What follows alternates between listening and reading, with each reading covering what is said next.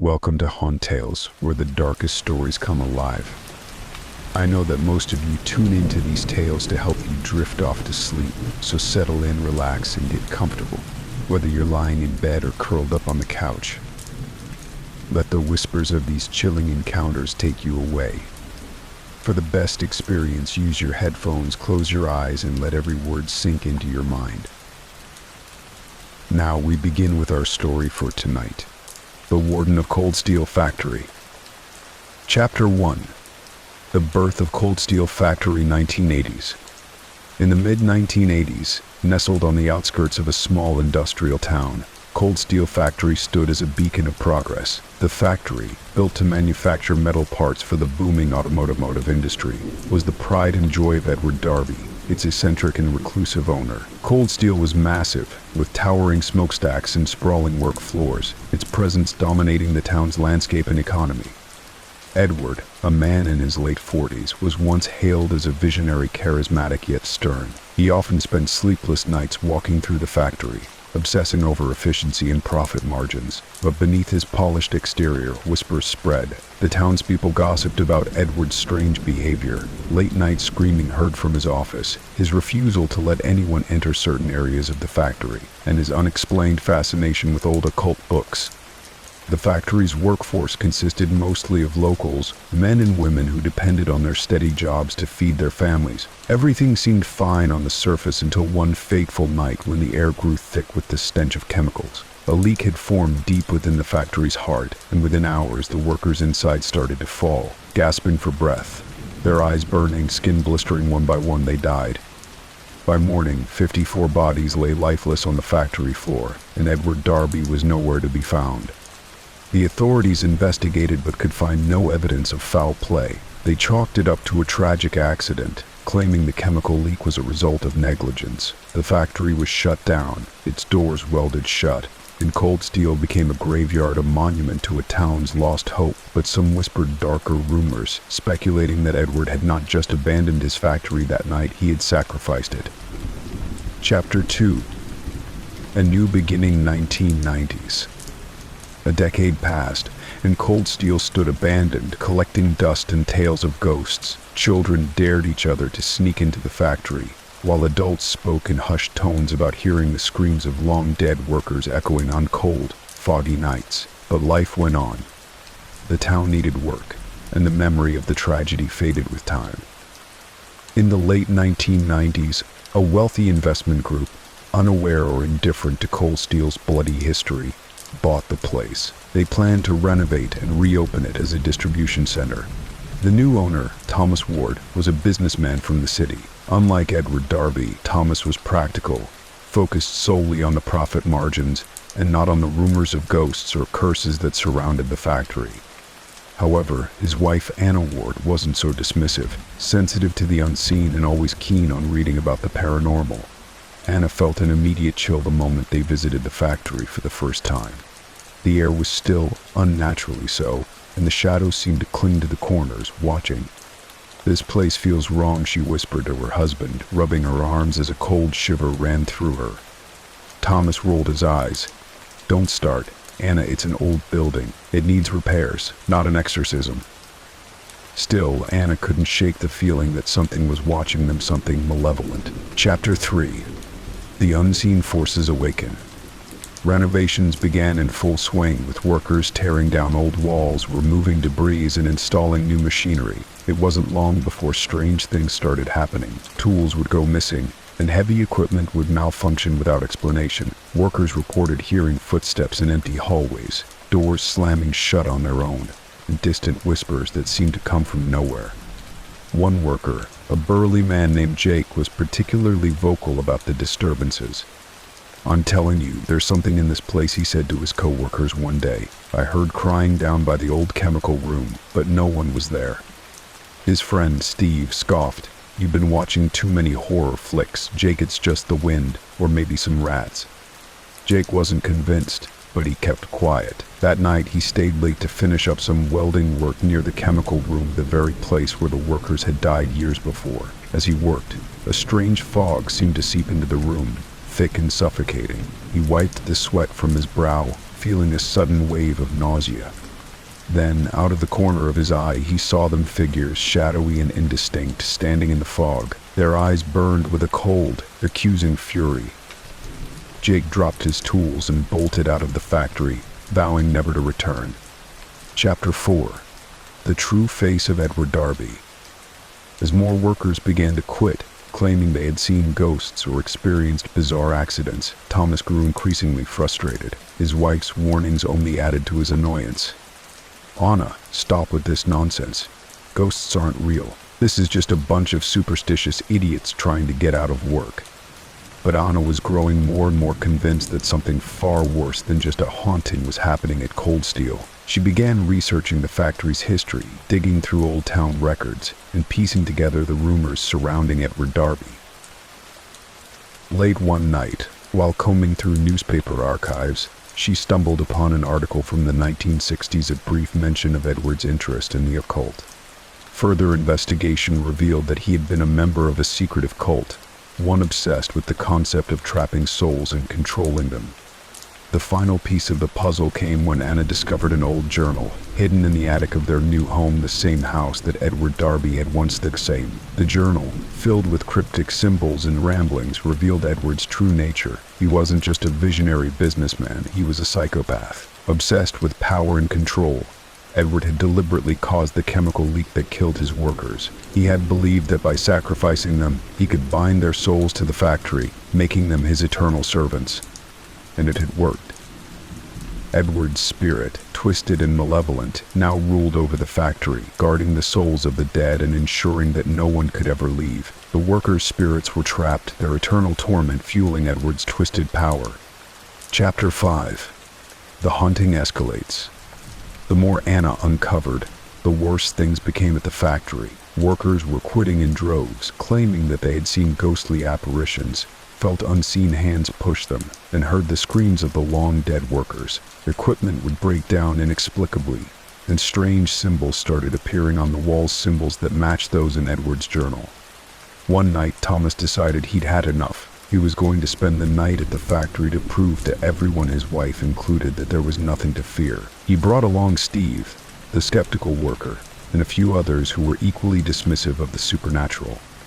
But as the night wore on, it became clear that something was terribly wrong. The temperature dropped drastically, the lights flickered, and the oppressive feeling of being watched grew stronger. Suddenly they heard footsteps, heavy and deliberate, coming from the old chemical room. "Who's there?" Thomas called out, his voice shaking despite himself. There was no response, only the sound of the footsteps growing closer. Steve, ever the skeptic, marched toward the noise. "It's probably just some animals or wind. I'll prove it. I'll prove it." But as he rounded the corner, his scream echoed through the factory, followed by a sickening thud. When the others rushed to find him, Steve was gone. Only a trail of blood remained, leading back into the depths of the factory. Chapter 6. The Warden Revealed. It was then that Anna realized the terrible truth.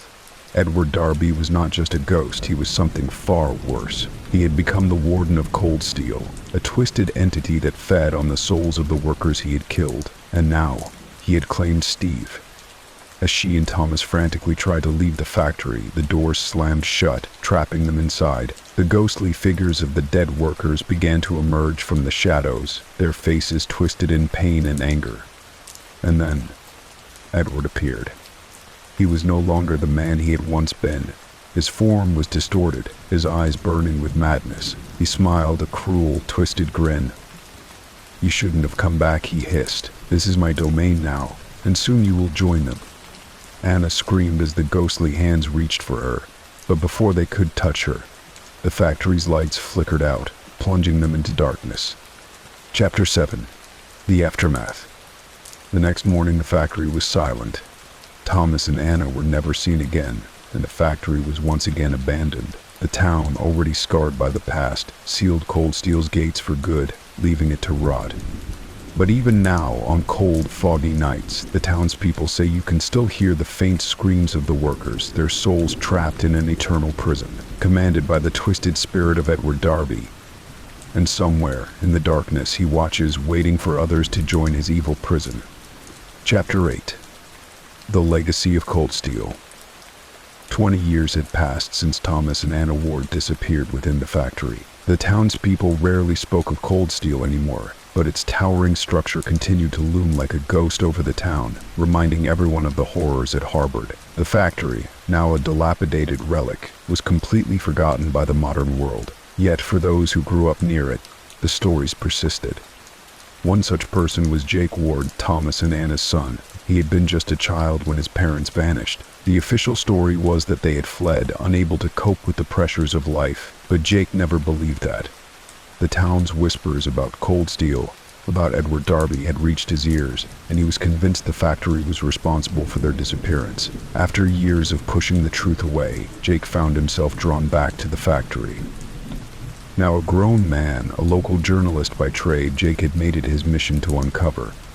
Jake Ward had always carried the weight of his parents' disappearance like an anchor tied to his heart. Though people told him to move on, forget the past, and make peace with their mysterious vanishing, he couldn't. Too many questions had haunted him, questions about his family, about Cold Steel, and about what really happened that night. After years of trying to live a normal life, he decided enough was enough. The stories he'd heard growing up, the whispers of ghosts and hauntings, Edward Darby's dark legacy, it all gnawed at him. It was time to confront Cold Steel and find the truth. Chapter 9. Back to the factory. One damp, overcast afternoon, Jake pulled up in front of the rusted gates of Cold Steel. The factory's towering smokestacks jutted into the sky, casting long, jagged shadows on the cracked pavement. The gate creaked in the wind, as if beckoning him inside. The factory itself was a decaying ruin, covered in graffiti and overtaken by nature. But Jake wasn't there for the factory's present, he was there for its past. He wasn't alone. Over the years, Jake had befriended a local paranormal investigator, Sophie, who had heard all the stories about Cold Steel and shared his fascination. Sophie was the believer, firm in her conviction that something dark, something supernatural, lurked within the factory's walls. "I don't like this," Sophie said, shivering as they stood outside the gates. "Places like this ... they carry energy. A bad kind of energy. You can feel it, right?" Jake nodded, though he wasn't sure if what he felt was supernatural, or just the weight of his own unresolved grief. His eyes were fixed on the factory's entrance. "We need to go inside," Jake said, his voice steady, though his heart pounded. "I need to know what happened to my parents. The town's been too quiet about this for too long. And no one ever talks about Edward Darby. Not really." Sophie tightened her grip on her camera equipment and reluctantly agreed. "Just remember, whatever we find ... he might not be able to explain it." Chapter 10. Echoes of the Past. Jake and Sophie climbed over the rusted gate and approached the factory's main entrance. The doors, weathered and swollen with age, groaned open, revealing the cavernous interior. Dust swirled in the beams of their flashlights, and the air smelled of decay and metal. The factory was eerily silent, save for the occasional creak of the wind pushing through broken windows. "Where should we start?" Sophie whispered, glancing around nervously. The place felt alive, in a way, as if watching them. "Near the old chemical room," Jake said, recalling the layout he'd pieced together from old blueprints he'd found. "That's where most of the workers died, where the leak started." As they walked deeper into the heart of the factory, strange things began to happen. Their flashlights flickered, casting long shadows that seemed to stretch unnaturally. Occasionally, Jake thought he heard footsteps, but whenever he turned, there was no one there. "Do you hear that?" Sophie whispered suddenly, her breath fogging in the cold air. Jake strained his ears and heard it to a low, faint hum, almost like machinery. But the factory had been dead for years. They followed the sound, which grew louder as they neared the chemical room. Jake's pulse quickened as they approached the site of the disaster, the room where his father had disappeared. The door was partially open, and inside the temperature dropped noticeably. It was freezing. Jake's breath came in visible puffs as he stepped inside, Sophie close behind. The room was large and still filled with rusted, obsolete equipment, but what caught Jake's eye were the faded red stains on the floor. "Blood!" "It's just ... old Sophie whispered, as if trying to convince herself. "This whole place is full of history." But then, from the corner of the room, there was movement, a shadow shifting in the dim light. "What was that?" Sophie gasped, aiming her camera toward the far wall. "Did you see that?" Jake swallowed hard, his flashlight trembling in his hand. "Yeah, I saw it." Before either of them could speak, the hum intensified, vibrating the walls. The shadow morphed, expanding and contracting in unnatural ways, and then it took form. A figure stood before them, hazy and translucent at first, but growing clearer by the second. A man. A tall, thin man with sunken eyes and a twisted grin. His skin was pallid, almost transparent, but there was something unmistakable about his face. "Edward Darby," Jake whispered, his voice catching in his throat. The figure's lips moved, though no sound came out. Then, in the blink of an eye, it vanished, leaving the room silent once more. The air felt oppressive, heavy with a presence neither of them could explain. "We need to leave," Sophie said, her voice trembling. "No," Jake insisted. "We're close. I can feel it." Chapter 11. Uncovering the Truth. They pressed on, deeper into the bowels of the factory, where the walls seemed to pulse with an unnatural life. Strange symbols were etched into the metal symbols that matched the occult markings Anna had written about in her journal. The more they explored, the more convinced Jake became that his parents had been onto something. Edward Darby wasn't just a man who owned a factory. He was something darker, something that transcended life and death. Finally, they found it, the office. Edward Darby's private office, the one no one had entered since the night of the disaster. The door was locked, but after some forceful shoves it gave way, revealing a room that had been left untouched by time. The walls were lined with bookshelves filled with volumes on alchemy, necromancy, and ancient rituals. Papers were strewn across the desk, detailing Edward's descent into madness. And there, in the center of the room, was an altar, an ancient, twisted relic stained with dark, dried blood. Candles, long since melted away, surrounded it. "What the hell?" Sophie murmured, stepping closer to the desk. She picked up a leather-bound book, its pages yellowed with age. "These are rituals, sacrificial rites." Jake stared at the altar, his mind reeling. His parents had been right. Edward Darby had performed dark rituals here, using the factory and its workers as pawns in some twisted game of power. And when the chemical leak happened, it wasn't an accident. It was a deliberate sacrifice. The workers had died so Edward could bind their souls to the factory, trapping them in eternal torment. A noise behind them made them both jump. They turned to see another shadow, this one more solid, more menacing. The figure stepped forward, revealing itself fully in the flickering light. It was Edward Darby, no longer just a shadow, but a ghost, an angry, twisted specter bound to his creation. His eyes glowed with a malevolent fire, his mouth curled into a sadistic smile. "You shouldn't have come," he hissed, his voice cold and sharp like broken glass. "This place is mine, and now so are you." Chapter 12. The Confrontation. Before Jake or Sophie could react, the air around them became electric, charged with a dark energy that seemed to pulse from the walls themselves. The lights dimmed, and the factory groaned as if it were alive, responding to Edward's command. Sophie screamed as the temperature plummeted. "We need to go. Now." But Jake couldn't move. His feet felt rooted to the floor, his eyes locked on Edward's twisted form. There was something familiar in the way the ghost moved, the way his eyes seemed to burn with more than just hatred. There was purpose behind them. "I'm not leaving," Jake said, his voice steady despite the terror gnawing at his insides. "I need answers." Edward's grin widened, his ghostly form shifting closer. "Answers? You don't want the truth. The truth will destroy you." But Jake stood his ground. He could feel the weight of his father's absence pressing down on him, the mystery of his parents' disappearance now so close to being unraveled. "What did you do to my parents?" Jake demanded, his voice rising. "What happened to them?" Edward tilted his head, a strange, mocking expression on his face. Your parents. They were curious. Like you. Too curious, he paused, his voice lowering to a menacing whisper. They wanted to free the souls trapped here, but I couldn't let that happen. Jake's heart raced. What do you mean? Did you kill them? Edward's smile faded, replaced by a look of cold rage. I didn't kill them. They belonged to me the moment they stepped into this factory. And now, so do you. The walls trembled violently, and suddenly, ghostly figures began to appear around them, workers from the past, their faces frozen in anguish.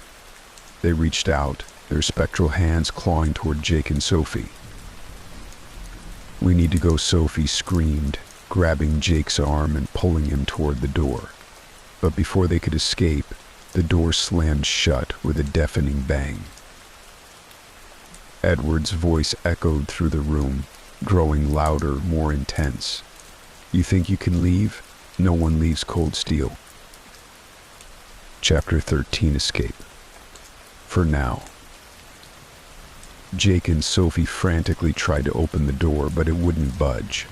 The factory's ghosts were closing in, their pale faces contorted with pain and suffering.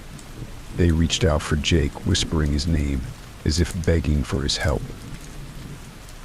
Jake, we need to get out of here, Sophie yelled, her voice barely audible over the deafening roar of the factory's spirits. In a desperate move, Jake grabbed a rusted pipe from the floor and swung it at the door, shattering the old lock. The door flew open, and they bolted through it, sprinting down the hallway as the factory groaned and screamed behind them. As they reached the exit, Jake turned back one last time, catching a glimpse of Edward Darby standing in the doorway of his office, watching them with cold, calculating eyes. This isn't over, Edward's voice whispered in the wind. You'll be back. Jake and Sophie ran into the night, the chilling echoes of Cold Steel following them long after they had left the factory behind. Chapter 14, Unfinished Business. Back in town, Jake couldn't shake the feeling that Cold Steel wasn't done with him. The factory's ghosts had reached out to him, almost as if they were pleading for his help. And Edward Darby, he was more than just a restless spirit. He was a malevolent force, still tied to the factory, still controlling the souls trapped within its walls. Jake knew he couldn't leave it like this. He had uncovered part of the truth, but there was still more to the story, more that needed to be revealed. Edward Darby had bound the souls of his workers to the factory, and now Jake was certain that his parents were among them. But how could he free them? And what dark secrets still lay hidden within Cold Steel's rusted walls? As Jake sat in his apartment, staring at the journal his mother had left behind, he knew one thing for certain: this wasn't over. Cold Steel wasn't done with him, and he wasn't done with Cold Steel. The factory's legacy of death and darkness had only just begun to unravel. Chapter 15, The Curse, continues. In the weeks that followed, strange things began happening around the town. People reported seeing ghostly figures near the factory at night, and the air around Cold Steel seemed to crackle with a dark energy. Some claimed to hear whispers in the wind, calling out for help. Others said they saw Edward Darby himself, standing at the gates, watching, waiting. The town's residents grew uneasy, their old fears of the factory resurfacing, and Jake, he couldn't escape the feeling that something was pulling him back to Cold Steel. The factory wasn't just haunted, it was cursed, and now Jake was part of that curse. Chapter 15, The Uncovered Mysteries. Jake knew he couldn't leave things as they were. The weight of Cold Steel's dark history and the truth about his parents' fate hung over him like a heavy fog, refusing to dissipate. Something about Edward Darby still lingered in his thoughts. Why had he trapped these souls? And how had his parents been involved? The Determined to uncover the remaining secrets, Jake pored over his mother's journal again. Amidst the frantic notes, one entry stood out. There is something deeper. The factory wasn't just a place of labor, it was a vessel, a means for Darby to achieve something beyond this world. He speaks of a transference, but I'm not sure what it means. I fear for the workers, and now for myself. They're not just dead, they're imprisoned. Jake felt his pulse quicken as he read those words. Transference?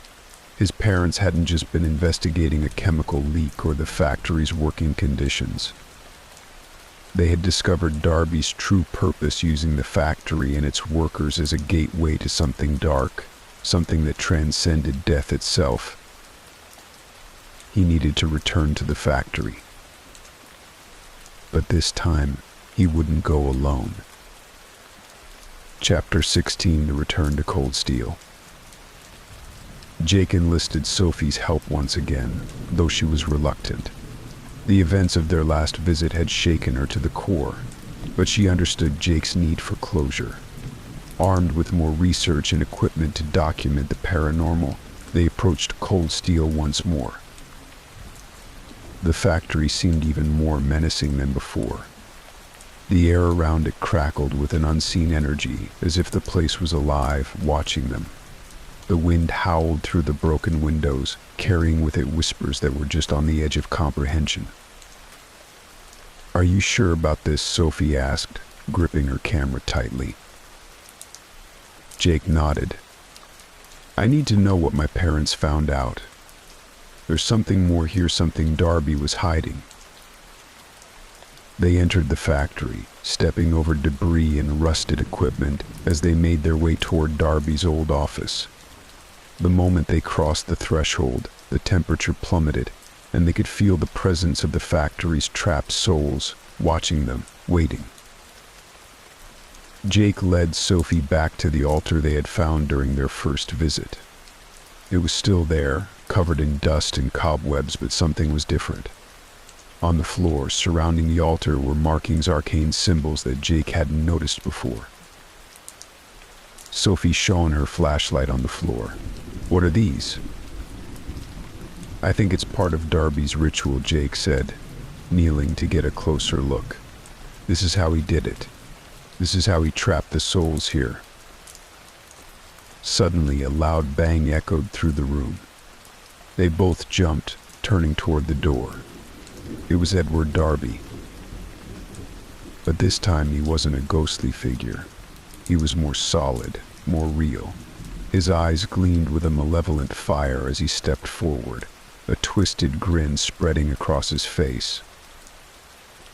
"You've come back," Darby hissed, his voice cold and sharp. "Good. Now you can witness the truth for yourself." Jake stood his ground, though fear gripped his heart. "What did you do to them? What was the transference?" Darby's smile widened. "You still don't understand, do you? The factory was never just a place of work. It was a doorway, a bridge between this world and the next. I used the workers as fuel, their lives feeding the gateway. I wasn't just trapping their souls, I was absorbing their essence. I became something more than human." Sophie gasped, stepping back as Darby's form shifted, his face warping into something unnatural, his eyes glowing with an unholy light. You're not a ghost?" Jake asked, his voice trembling. Darby chuckled, a hollow, eerie sound that reverberated through the room. "No, I'm far worse. I exist between life and death, commanding those trapped here, bending them to my will. Your parents were close to undoing my work, but they were too late." Jake's stomach churned as the realization sank in. His parents hadn't just been investigating, they had been trying to stop Darby, and they had paid the ultimate price. "What did you do to them?" Jake demanded, his anger boiling over. Darby's face twisted into a snarl. "They thought they could free the souls I had bound to this place. so I bound them as well. Their souls serve me now, just like the others. Jake's heart sank. His parents were trapped here, just like the workers. They hadn't escaped, they had been absorbed into Darby's twisted ritual. Chapter 17, the final confrontation. Sophie backed away toward the door, but Jake stood his ground. He couldn't leave, not now, not without doing something to stop Darby once and for all. There has to be a way to free them, Jake said, his voice steady. There has to be a way to undo this. Darby laughed again, his form flickering between solid and ghostly. You're too late, just like your parents. The souls here belong to me, and so will yours. But Jake remembered something from his mother's journal, a passage that spoke of a ritual of release. If Darby had used a ritual to bind the souls, there had to be a way to break that bond.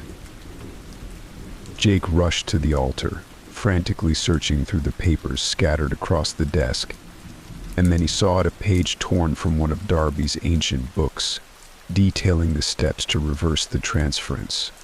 Sophie rushed to his side, her hands shaking as she held her camera up, capturing everything. What are you doing? I'm going to break the curse, Jake said, his voice firm. I'm going to free them. He began reading the incantation aloud, his voice trembling at first, but growing stronger with each word. The factory seemed to come alive, groaning and shaking as the air thickened with energy. The symbols on the floor began to glow, pulsing with a dark light. Darby's face twisted into a mask of fury. No, you don't know what you're doing. But Jake ignored him, continuing the chant. The ground beneath them shook violently, and the ghostly figures of the trapped workers began to appear around them, their faces no longer twisted in pain, but in hope. As the final words of the incantation left Jake's lips, the factory erupted in a blinding light. Darby screamed, his form warping and twisting as the souls he had trapped for so long began to break free. You can't stop this, Darby howled, his voice distorted as his body flickered and faded. This isn't the end. With one final scream, Edward Darby vanished, his spirit torn apart by the power of the ritual. The air grew still, the oppressive weight lifting as the souls of the workers and Jake's parents were finally released. Chapter 18. Aftermath. Jake collapsed to the floor, gasping for breath. The factory was silent now, the ghosts of cold steel finally at rest. Sophie rushed to his side, helping him to his feet. You did it, she whispered, her voice filled with awe. You freed them. Jake nodded, his heart heavy with the knowledge that his parents were gone, truly gone this time, but at peace. The factory no longer held the darkness it once did, but its legacy would never be forgotten. As they left Cold Steel for the final time, Jake glanced back at the rusted building one last time. The towering smokestack still loomed over the town, but the factory felt different now, emptied of its horrors. But deep in his gut, Jake knew something still lingered. Darby's last words echoed in his mind. This isn't the end. Epilogue. The lingering darkness. Months passed and life in the town began to return to normal. Cold Steel, though still abandoned, no longer held the sinister reputation it once had. Jake moved on, knowing that his parents were at peace, though a part of him remained tied to the factory, to the dark history it harbored. But strange things began happening again. People reported seeing shadows near the old factory, hearing whispers in the night. Cold Steel had been cleansed of Darby's malevolent presence, but something else had been left behind. The town still slept under Cold Steel's shadow, unaware that the darkness had not truly been defeated. Jake knew this wasn't over. There were forces older than Edward Darby, older than the factory itself, forces that had been awakened by the ritual. And as the sun set on the crumbling remains of Cold Steel, a single whisper echoed through the empty halls. I will return. Chapter 19. The Weight of the Past. In the weeks following the final confrontation at Cold Steel, Jake found himself in an unfamiliar place, a life without the ever-present darkness of his family's tragedy looming over him. His parents were free. The souls of the workers were free. And yet, something inside Jake still felt fractured, like a puzzle that had been completed but with pieces forced into place. He couldn't quite shake the feeling that a part of himself had been left behind within the decaying walls of the factory. Sitting by his apartment window, Jake looked out at the town bathed in the soft glow of the morning light. It was peaceful, ordinary, a stark contrast to the chaos he had been immersed in for months. But even in the calm, a subtle dread gnawed at him, as if the universe was reminding him that Cold Steel's horrors, though quieted, had not truly been silenced. Jake's reflection stared back at him from the window, his eyes tired, his face gaunt. He had survived a nightmare, but he felt no sense of victory. He felt hollow. What was he supposed to do now, when the only thing that had defined him for so long, his search for the truth, had come to an end? Jake had spent so many years trying to find answers about his parents' deaths. Now that he had them, he realized they had come with an even greater cost. He couldn't simply return to his old life, as if the truth he uncovered hadn't altered the very fabric of his being. The ghosts of Cold Steel were gone, but they had left their mark. Chapter 20. The Mirror of the Soul. Late one night, Jake sat alone in his apartment, the journal his mother had left behind lying open in front of him.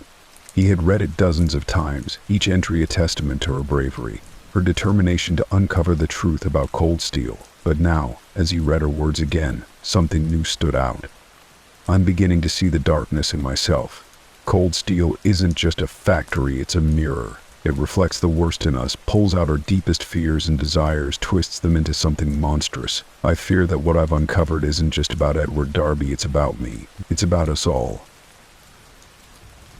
Jake's breath caught in his throat. His mother had known. She had understood that Cold Steel wasn't just a place of horror. It was a reflection of the souls it touched, a dark mirror that warped the lives of everyone who entered its domain. And now it had warped him too. He thought back to his encounter with Darby, the way the malevolent factory owner had spoken of his own transformation, how he had fed off the souls of the workers, drawing strength from their suffering. In a twisted way, Darby had become more than human, but he had also lost his humanity in the process. Had Jake too lost something?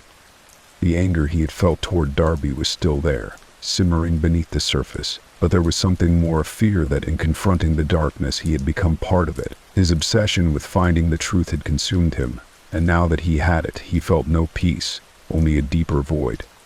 Jake stared at his reflection again, his mother's words echoing in his mind, Cold Steel is a mirror. He wondered if what he had seen in the factory, the ghosts, the spirits, the darkness, was as much a reflection of his own soul as it was of the factory's curse. Chapter 21. The Path Forward. For days, Jake avoided people. He didn't want to explain what had happened at Cold Steel or face the inevitable questions about his involvement in the factory's tragic history. He knew what they would ask. How did it feel to be the one who freed the trapped souls? But he hadn't freed them out of some noble purpose. It had been personal, deeply personal. Jake had gone to Cold Steel to find answers for himself, to end the torment that had plagued his life since his parents' deaths. In the end, he had achieved that, but it didn't feel like the victory he had imagined. The weight of the curse had been lifted, but in its place was a new burden, the knowledge of what Cold Steel had revealed about him. There was still something unfinished. Darby had warned him that it wasn't over, and though Jake had destroyed the factory's dark influence, the seeds of that darkness had been planted in him. He couldn't walk away from that reality. One night he went for a long walk through the town. The streets were quiet, and the town itself felt different. Jake had spent so many years seeing Cold Steel as the center of his world, its shadow looming over everything. Now that the factory's curse had been broken, the town should have felt lighter, but it didn't. Instead, it felt hollow. Cold Steel's darkness had not been confined to the factory. It had spread subtly but surely, infecting the lives of everyone who had lived in its shadow. Jake realized that his family had been just one part of a larger puzzle, one that extended far beyond the factory walls. What had Cold Steel done to the people here? What had it done to him? Chapter 22. A Dark Revelation. Weeks passed, and the strange occurrences around town hadn't stopped. People still reported odd sensations, feelings of dread, shadows moving in the night. Jake began to notice small things, glimpses of something out of the corner of his eye, sounds just beyond the edge of hearing. It wasn't over. Sitting in his apartment, Jake opened his mother's journal one last time, flipping through the pages. One entry, near the very end, caught his eye. He had skimmed over it before, but now it felt more relevant than ever. I spoke with one of the old workers today. He told me something chilling. Darby wasn't the one who started this. Cold Steel has been cursed for longer than we know. Darby was just another pawn, just like the rest of us. There's something older here, something we can't fully understand. Jake felt a chill run down his spine. Darby hadn't been the origin of Cold Steel's darkness. He had been a product of it. The factory, the curse, it had existed long before him. Darby had merely harnessed its power for his own twisted purposes, but the source of that power remained. That was the true legacy of Cold Steel. Jake stood up, pacing the room as the realization sank in. He had been so focused on defeating Darby, on freeing the souls trapped within the factory, that he hadn't considered the bigger picture. The curse of Cold Steel was older, deeper, and far more insidious than he had imagined. And now, it was a part of him. Chapter 23. Embracing the shadows. For the first time in weeks, Jake returned to Cold Steel. The factory stood there quiet and empty, but the energy around it still buzzed with a malevolent hum. He could feel it in his bones, as if the darkness had been waiting for him, calling him back. He stood at the entrance, staring up at the rusted gates. Cold Steel had been a mirror, reflecting the darkest parts of his soul, and now, standing before it again, Jake realized that the factory wasn't done with him. The curse had been broken, but its effects lingered, like a shadow that could never be fully erased. Cold Steel had shown him who he truly was, and he had to accept that. The darkness wasn't something he could simply walk away from.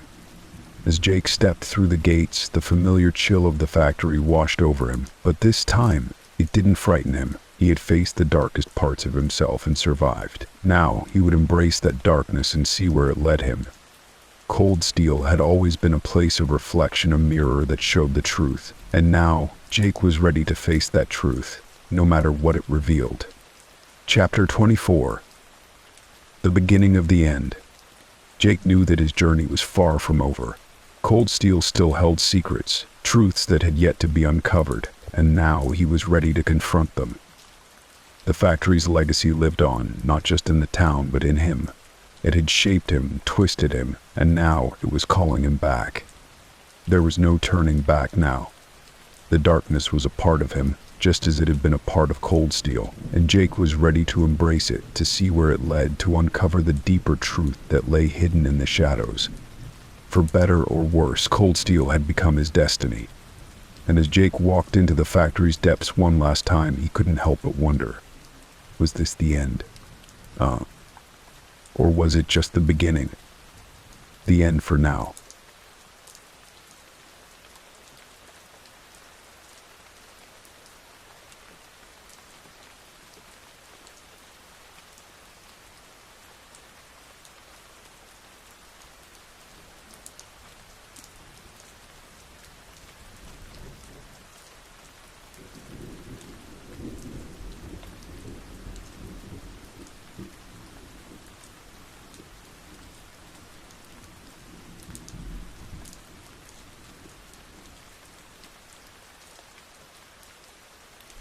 The Curse of the Everglades. Chapter 1. The Reluctant Professor. I stood outside Professor Mercer's office, heart pounding and palms sweaty. The sun was blazing overhead, but a chill ran down my spine as I recalled the dark shadow looming over Katie and me. I took a deep breath, straightened my shirt, and pushed the door open. The scent of old books and dust wafted through the air, giving the place an eerie atmosphere that matched my mood perfectly. "Ah, Aaron, what brings you here?" Professor Mercer asked, adjusting his glasses as he looked up from his cluttered desk. He had a reputation for being eccentric but knowledgeable about local folklore and the occult. I needed him to believe in the curse that had bound Katie's family for generations. "Professor, I need your help. Katie's family is cursed, and I think it's connected to something dark and powerful. "I need you to help me break it," I blurted out, feeling the urgency rise in my voice. He raised an eyebrow, skepticism etched across his face. "Curses are just tales, Aaron. You're better off moving on with your life rather than chasing shadows." But I couldn't let him dismiss me so easily. "You don't understand. I've seen things. We were in a car accident the night I proposed. Katie's family has been haunted for centuries. I believe we can confront this spirit together." Professor Mercer paused, considering my words. "What evidence do you have that this is more than mere coincidence?" I took a deep breath, my resolve strengthening. "I found a book that mentions a cursed amulet related to the landowner's son and his spirit. I know you wrote about it. If we can find that amulet, maybe we can uncover the truth." His eyes narrowed, and I could see the gears turning in his mind. "You're willing to risk your life for this? To confront something that could easily end you?" I nodded firmly, my determination shining through. "I'll do whatever it takes. I'm ready to face the darkness if it means saving Katie." With that, a flicker of interest sparked in his gaze. "Very well, Aaron. But if we're doing this, we'll do it properly. There's an old cinema on the outskirts of town rumored to be haunted. If you're serious, we'll go there tonight. You'll need to prove you can handle the supernatural before I commit to helping you." As we prepared for the night ahead, I felt a strange mixture of fear and excitement. This was my chance to confront the curse head-on. The professor gathered his equipment, a collection of odd trinkets, a vintage camera, and a journal filled with sketches of sigils and symbols. We headed to the haunted cinema, where I hoped to find the cursed amulet and prove my worth. Chapter 2: The Haunted Cinema. The moon hung low in the sky as we approached the old cinema. Its exterior was dilapidated, peeling paint revealing the scars of time. The air felt thick with anticipation as we stepped inside, the floor creaking beneath our feet. Dust motes danced in the pale moonlight filtering through broken windows, and I shivered, feeling as though the spirits of the past lingered just out of sight. "Be cautious," the professor warned. "We don't know what we might encounter in here." We moved deeper into the cinema, flashlights illuminating the faded movie posters on the walls. As we explored, I felt a sense of foreboding creeping in. Whispers echoed around us, indistinguishable yet filled with an urgency that made my skin crawl. I could feel the presence of something malevolent lurking in the shadows, watching our every move. "Look over there," I exclaimed, pointing to a dusty corner where a glint of metal caught the light. I rushed over, heart racing as I uncovered a tarnished amulet. Its surface was engraved with strange symbols, exactly what I was hoping to find. "Excellent work," Professor Mercer said, inspecting it closely. "This amulet is significant. It could be a key to unlocking the curse." But before we could celebrate, a chill swept through the room, and the air crackled with energy. Suddenly a figure materialized in front of us, translucent and twisted. The spirit, cloaked in darkness, glared at us with hollow eyes, its presence suffocating. "Leave this place," it hissed, the voice echoing in the emptiness. Panic surged through me as I stumbled backward, nearly dropping the amulet. "We need to get out of here," I shouted, but the spirit lunged forward, its icy hand reaching for me. Professor Mercer quickly raised his camera, capturing the entity's image, but it was clear we were in danger. "Follow me," he yelled, leading us back toward the exit. The spirit shrieked, its rage echoing through the halls as we raced away.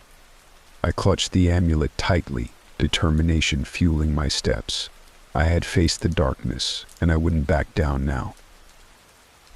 We burst outside, gasping for breath, the weight of the spirit's fury still lingering in the air. I glanced at the amulet, knowing it was the first step toward breaking the curse. With this proof in hand, I felt a surge of hope. The professor could see I was willing to confront the supernatural, and together we could unravel the mystery behind Katie's family. Chapter 3: Unveiling the Curse. After our harrowing experience at the cinema, Professor Mercer and I returned to his office. He laid the amulet out on the table, inspecting it closely. This could be a crucial piece of the puzzle, he mused. But we need to learn more about the curse itself. We must conduct a paranormal experiment to understand its origins. Where do we go for that? I asked, eager to dive deeper into the mystery. There's an old cemetery not far from here, rumored to be haunted. If we can gather some evidence, we might find clues about the curse's origins, the professor replied, excitement glinting in his eyes. That night, we ventured to the cemetery, armed with our equipment and an undeniable sense of dread. The air was heavy with humidity, and the moon cast an eerie glow over the gravestones. Shadows danced in the corners of my vision, and every rustle of leaves made my heart race. We set up our gear and began our experiment, calling out to any spirits that might linger. I felt a chill run down my spine as we conducted our séance, and then it happened. A loud crash echoed through the night. I turned just in time to see a figure falling from the trees above, landing with a thud beside us. It was a dead body. I stumbled backward, shock gripping me. The professor rushed to examine it, his eyes widening in horror. This could be related to the curse, he muttered, uncovering a locket around the victim's neck. Inside, there were sigils and symbols that matched those on the amulet. We quickly set to work, examining the body for any further clues. These symbols, they're in a mix of Latin and medieval languages. We need to decipher them, the professor said, excitement and fear mingling in his voice. As we pieced together the symbols, a chilling realization washed over us. They pointed to an ancient name, one that corresponded to a city that had long been forgotten, a city that now lay abandoned, swallowed by the Everglades. It seems we have our destination, I said, adrenaline coursing through my veins.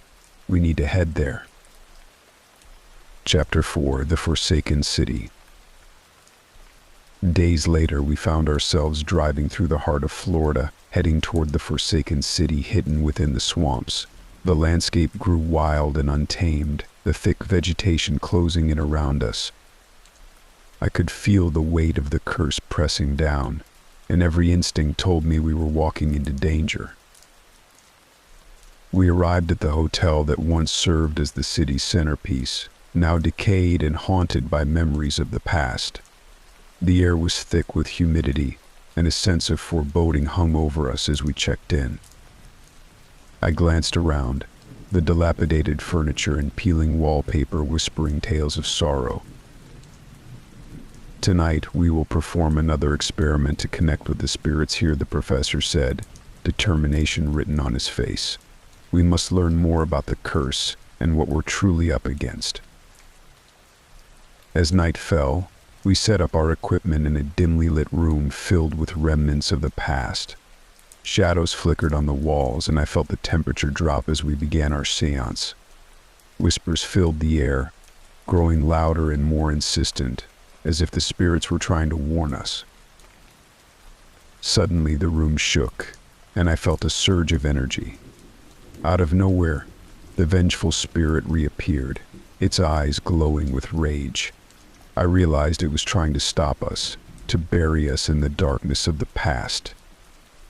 I lunged toward Katie, but before I could reach her, the spirit lifted her into the air and slammed her down, burying her beneath a pile of rubble that had once adorned the room. No, I screamed, rushing toward her. I could see her struggling beneath the debris, panic etched across her face. Professor Mercer scrambled to help, and together we fought against the weight of the past, desperate to save her. Finally, we managed to clear enough debris for her to breathe. Aaron, she gasped, tears streaming down her face. I thought I was going to die. As we pulled her free, I felt the weight of the curse heavier than ever. The spirit had shown us its power, but I refused to back down. We had come too far to let fear dictate our fate. Chapter 5: The Soul's Identification. With Katie now safe, we gathered in the hotel's common area, our hearts racing as we tried to catch our breath. The air around us was electric with tension, and I knew we had to press forward. The spirit was relentless, and we needed to identify its true nature if we were to stand any chance of breaking the curse. "Professor, what can we do?" I asked, desperation creeping into my voice. "How do we identify the soul attached to this curse?" Professor Mercer thought for a moment, his brow furrowed. "There's a book of local folklore that details various hauntings in the area. If we can find out more about the spirit, we might learn how to confront it properly. I believe it's tied to the landowner's son, but we need specifics." We spent the next few days scouring the local library and archives, uncovering every piece of history we could find related to the cursed city. The more we learned, the more chilling the tale became. It was said that the landowner's son, driven by jealousy and rage, had taken the life of an innocent young woman long ago, a crime that had ignited the curse that bound Katie's family. One night, while poring over an ancient manuscript, we stumbled upon a crucial detail: the name of the sorceress who had cursed the land, Rani Serafina. The manuscript detailed her dark deeds, including her betrayal and the blood that had stained the earth. "Serafina," I muttered, feeling a chill run down my spine. "If we can find her remains, perhaps we can break the curse. But where do we start?" "There's an old burial site near the swamp," the professor replied, excitement flickering in his eyes. "If her bones are buried there, it could lead us directly to the heart of the curse." That night, we set off into the darkness, armed with flashlights and a deep sense of purpose. As we approached the burial site, the air grew thick with tension. Shadows danced among the trees, and I could feel the weight of unseen eyes upon us. We arrived at the clearing, surrounded by ancient oaks that towered overhead. I could sense something was off as we stepped onto the site. The ground felt unsteady beneath our feet, as though it were alive with the memories of those who had been wronged. "Let's begin," the professor instructed, pulling out a small shovel.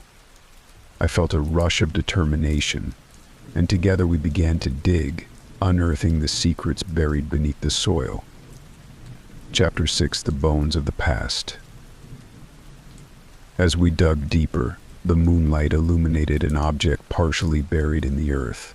My heart raced as I uncovered a small, ornate box. It was intricately carved, with symbols that matched those we had seen before, sigils tied to Rani Serafina's curse. Could this be her? I asked, my voice trembling with excitement and fear. The professor examined the box closely. "This may contain her remains, or at least a part of her essence. We must proceed carefully." He carefully opened the box, revealing what appeared to be ashes and fragments of bone. A sense of dread washed over me. "This is it," I whispered, my heart pounding. This could be the key to breaking the curse. But just as we began to examine the contents, the ground trembled violently beneath us. The spirit of Rani Serafina erupted from the earth, her wrath manifesting in a vortex of shadows and fury. "You dare disturb my rest," she shrieked, her voice echoing in the night. I felt a surge of fear, but I also felt a strange resolve. "We're here to end the curse," I shouted back, standing firm. "You've tormented Katie's family for too long." The spirit roared, and I could feel the force of her anger pushing against me. "You will pay for your insolence," she screamed, and with a flick of her wrist, the ground beneath Katie began to shift, pulling her down into the earth. "No," I yelled, lunging forward, but the professor grabbed my arm. "We need to stand our ground. She feeds off fear. If we show her we're not afraid, we might have a chance." "Ronnie, Serafina, we know your story," I shouted, my voice strong despite the fear coursing through me. "We know of your pain and betrayal. We're here to give you peace, to set you free." The spirit hesitated, a flicker of doubt in her swirling shadows. Chapter 7. The Confrontation. "Your betrayal has cost you everything," I continued, forcing my voice to remain steady. "But it doesn't have to end in more violence. We can end this cycle of torment together." The wind howled around us, and Ronnie's figure began to shift. "What do you propose?" she hissed, her voice laced with suspicion. "Let us conduct a seance. We will commune with your spirit and understand your true desires. You can be free of this curse, and in turn, release Katie's family from its grip," the professor offered, his voice calm but authoritative. Ronnie's form flickered, uncertainty evident in her swirling darkness. "Very well," she said slowly, "but you must tread carefully, for my wrath knows no bounds." With the professor leading the seance, we sat in a circle around the box, hands joined, grounding ourselves against the spirit's power. I could feel the air grow colder, and as we closed our eyes, whispers filled the air, echoes of the past intertwining with our present. As the seance progressed, I could feel a connection forming. Memories flooded the room, visions of Ronnie's life, her loves and her betrayals. I understood her pain, her jealousy, and the rage that had consumed her. "Ronnie, you were wronged," I spoke softly, my voice breaking through the cacophony of her memories. "But revenge will not bring you peace. Let go of this anger. Allow us to help you find closure." For a moment I felt her presence waver. The shadows surrounding us flickered, revealing glimpses of the woman she once was, beautiful, proud, and ultimately tragic. "Will you truly help me?" Ronnie's voice softened, the anger dissipating into sorrow. "My soul is bound by my rage. I cannot find peace until I avenge my death." The professor squeezed my hand, urging me to speak. "We can give you peace, but only if you allow it. Release your hold on Katie's family, and you shall be free." Chapter 8. The Path to Redemption. In that moment I saw the struggle within Ronnie's spirit.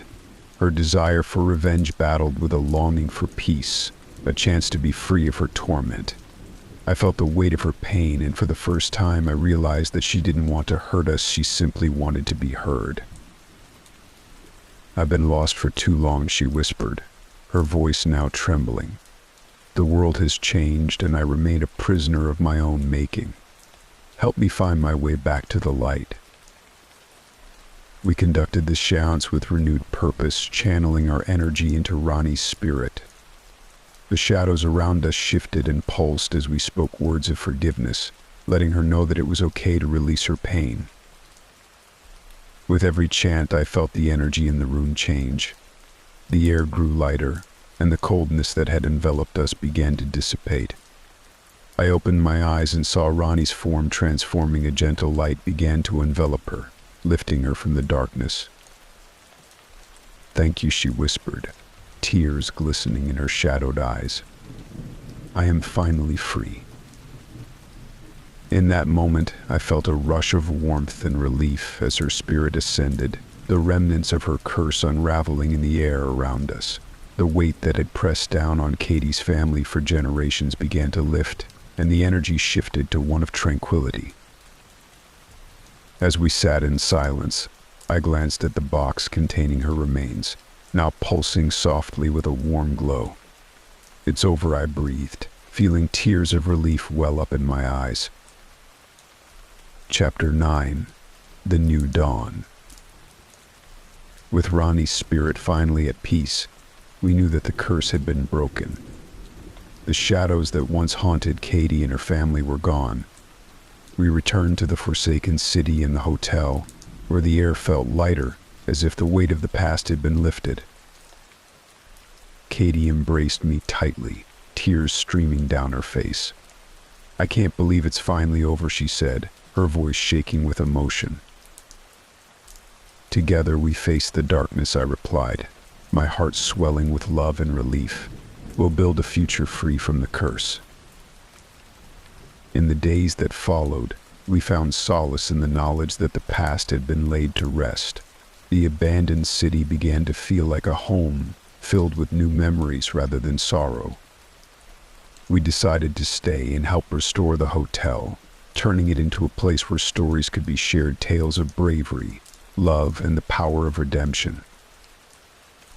As the sun rose over the horizon, casting a golden light over the Everglades, I felt a sense of hope. We had faced the darkness and emerged stronger together. We had not only saved Katie's family, but also freed a tormented spirit from the chains of her past. And as I held Katie close, I knew that our love would shine brightly, guiding us into a future where the shadows no longer held sway. Together we were unstoppable. Together we had conquered fear. The haunted tales that had once echoed through the halls of the hotel now transformed into stories of love and triumph, and I couldn't wait to share them with the world. Chapter 10: The Haunting Legacy. As the restoration of the hotel began, I felt a renewed sense of purpose. Each hammer stroke and brush stroke was a testament to our journey, and I wanted to ensure that the lessons we learned would not be forgotten. The tales of the past, both dark and bright, were meant to be shared, to remind others that even in the depths of despair, hope could flourish. One evening, as we were finishing up for the day, I found myself sitting on the porch, watching the sun dip below the horizon, casting hues of orange and purple across the sky. The stillness of the night enveloped me, and I couldn't shake the feeling that the hotel held more stories within its walls, stories waiting to be unearthed. "Katie," I called softly, beckoning her over. "What do you think about hosting ghost tours here? We can share the history of the curse and the tale of Ronnie Serafina. It could help others who feel trapped by their past." Katie smiled, her eyes brightening with excitement. "That's a fantastic idea. People love a good ghost story, and we could turn the hotel into a beacon of hope rather than fear." We spent the next few weeks preparing for our first ghost tour, crafting a narrative that intertwined our personal experiences with the history of the land. We wanted to create an atmosphere where visitors could feel the weight of the past while also seeing the potential for healing and redemption. On the night of the tour, we lit candles throughout the hotel, their flickering flames casting shadows that danced along the walls. A small group of eager participants gathered in the lobby, their faces illuminated by the soft glow. I felt a mix of excitement and nerves as I prepared to share our story. "Welcome everyone," I began, my voice steady but warm. "Tonight, we're going to explore the haunted history of this hotel, but more importantly, we're going to learn about resilience, redemption, and the power of confronting our fears." As we moved through the hotel, I recounted the tales of Ronnie Serafina, the curse that had haunted Katie's family for generations, and our journey to break it.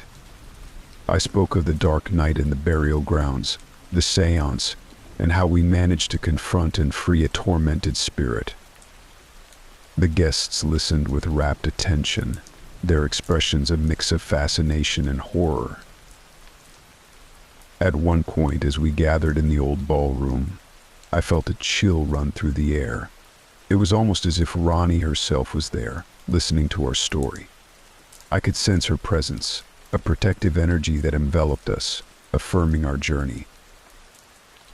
"Many spirits linger in the places they once called home," I continued, my heart racing with excitement. "They often seek closure or a way to communicate their pain. Our journey with Ronnie taught us that sometimes all it takes is a willingness to listen." As we completed the tour, a woman approached me, her eyes wide with emotion. "Your story touched me deeply," she said, her voice trembling. "I've been carrying my own burdens for far too long. Thank you for sharing this." Her words resonated with me, reminding me of why we chose to tell our story in the first place. It wasn't just about the ghosts that haunted us.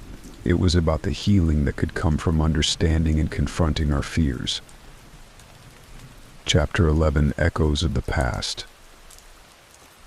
In the weeks that followed, our ghost tours gained popularity, drawing visitors from near and far. Each tour was a chance to share not only the history of the hotel but also our message of resilience and hope. The once forlorn space transformed into a vibrant hub of activity, filled with laughter and stories. However, as our success grew, I began to notice strange occurrences around the hotel. Shadows moved more swiftly in the corners of my vision, and whispers echoed through empty hallways.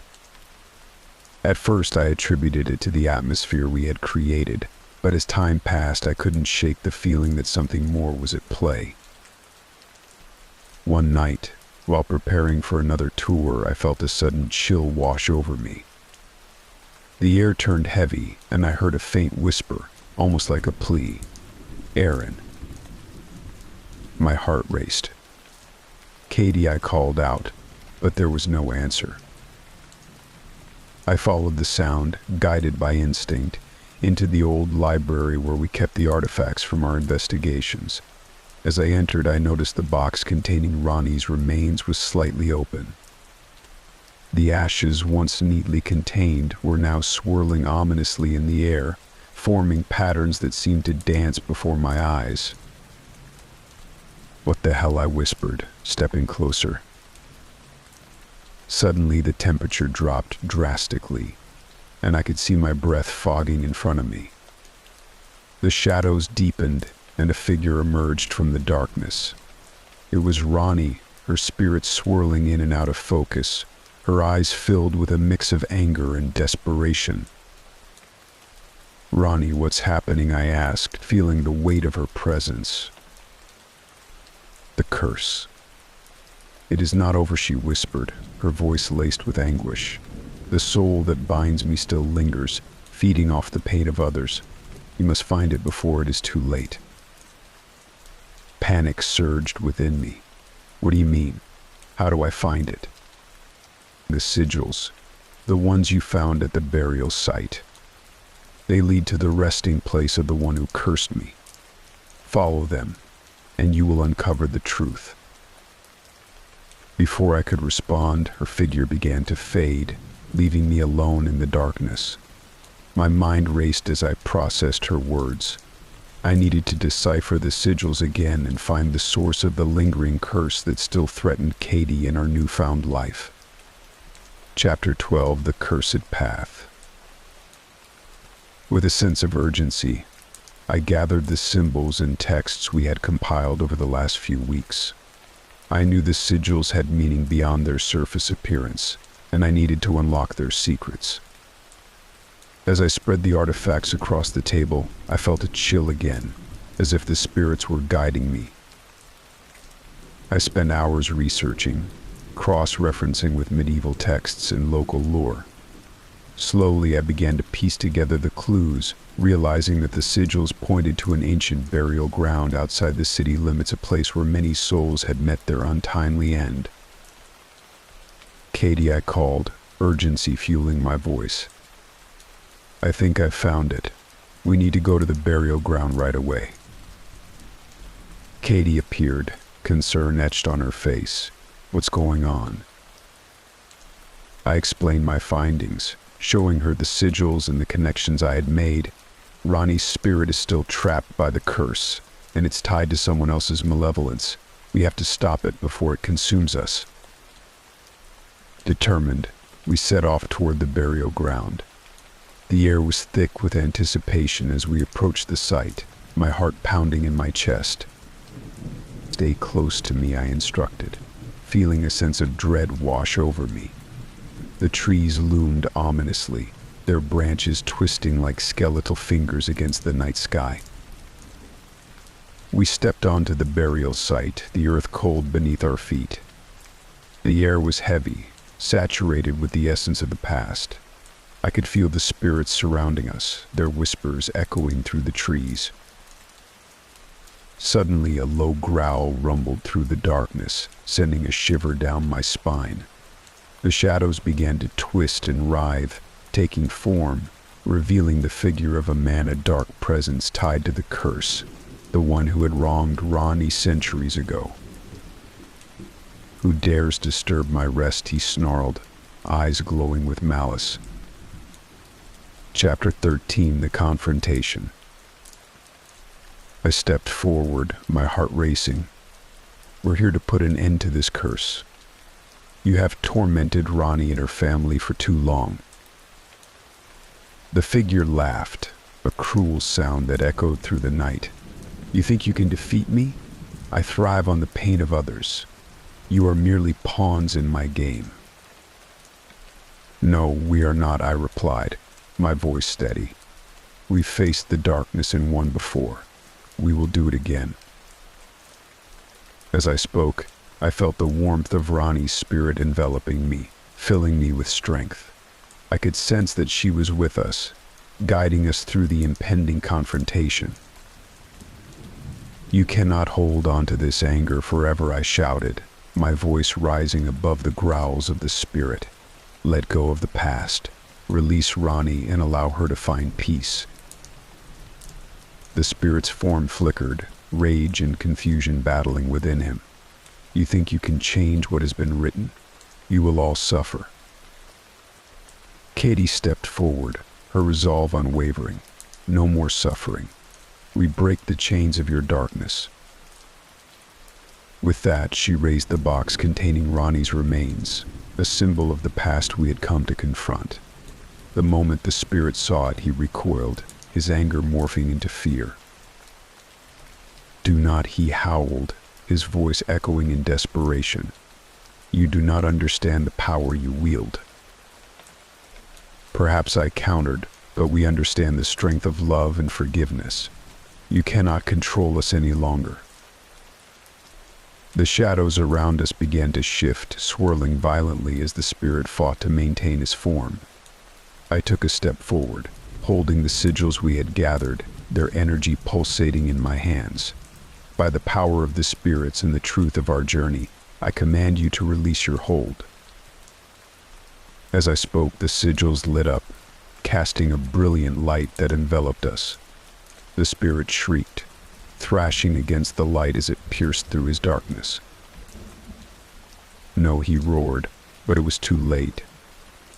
The shadows began to dissipate, pulled away by the strength of the sigils and the power of our resolve. In a blinding flash, the figure vanished, leaving behind an echo of despair that faded into the night. I could feel the weight lift, the curse unraveling with each heartbeat. Chapter 14, The Dawn of Redemption. As dawn broke, the first light of day streamed through the trees, illuminating the burial ground. A profound silence enveloped us, a sense of peace that had been absent for far too long. Katie and I stood together, breathing in the fresh air, the burdens of the past slowly lifting. I felt a surge of energy, a warmth that radiated from within. "We did it," I whispered, turning to Katie, whose eyes shimmered with tears of relief. "Yes," she replied, her voice soft yet strong. "We freed Ronnie and ended the curse." As we walked back, I could feel the spirits of the land, those who had once been trapped by the darkness, beginning to find their rest. The air was lighter, the shadows less oppressive. In the weeks that followed, the hotel flourished even more. The ghost tours took on a new life, drawing people eager to hear the stories of redemption rather than fear. One evening, as I prepared for the next tour, I noticed a small package left on the porch. Inside was a simple note, written in a delicate hand: "Thank you for breaking the chains of the past. We are finally free." Tears brimmed in my eyes as I held the note close. The impact of our journey had reached beyond just ourselves. It was a testament to the power of confronting our fears and embracing the light within. Chapter 15, a new chapter. With the curse lifted, life took on a different rhythm. Katie and I settled into a routine, one that allowed us to grow together. We planned our wedding, surrounded by the love and support of our community, who had become like family. As the date approached, I often found myself reflecting on the journey that had led us here. The pain, the darkness, and the shadows of the past had all played a role in shaping our present, but we had emerged stronger, more resilient, and ready to embrace the future.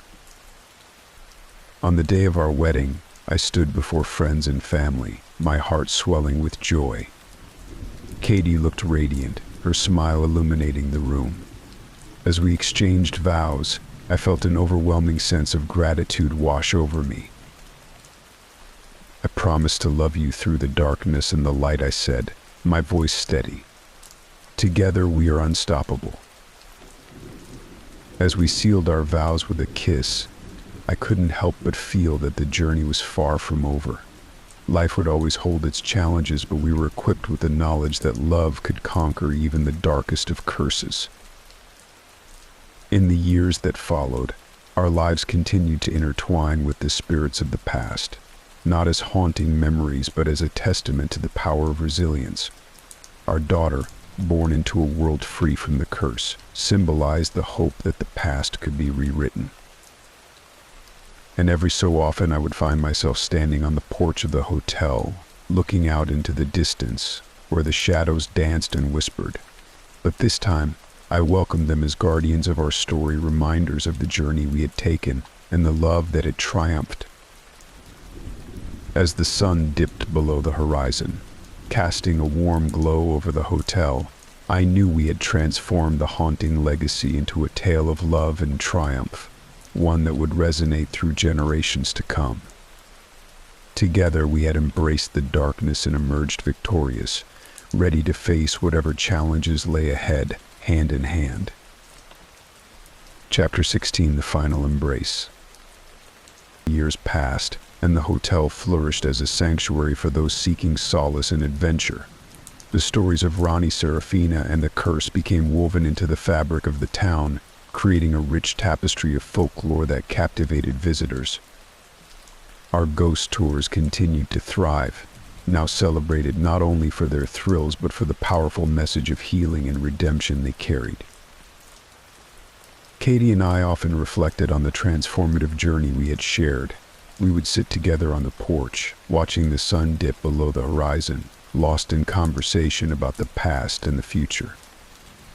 Our daughter, now a curious child with a spark of adventure in her eyes, often joined us, eager to hear the tales of bravery and love that shaped her family's legacy. One evening, as the sky turned a brilliant orange, I felt a familiar chill in the air. It was a sensation I had come to recognize as the presence of spirits, reminding me of the profound connection we had forged. I turned to Katie, a knowing smile on my face. "Do you remember the first time we faced Ronnie?" She laughed softly, her eyes sparkling. "How could I forget? You were terrified, and I was convinced we were going to end up as ghostly figures ourselves." I chuckled, recalling the whirlwind of emotions we had experienced. And yet here we are, stronger than ever, having turned fear into hope. As if on cue, our daughter dashed up the steps, her cheeks flushed with excitement. "Mom, Dad, can we tell the story of Ronnie again tonight?" Katie and I exchanged glances, our hearts swelling with pride. "Of course, sweetheart," I replied, ruffling her hair. "Gather round." As she settled into her spot, I began recounting the tale once more, the story of a courageous spirit, a cursed lineage, and the love that conquered darkness.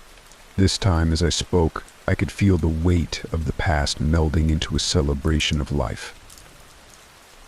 In the midst of our storytelling, I noticed a faint shimmer in the air, a soft light that danced around us.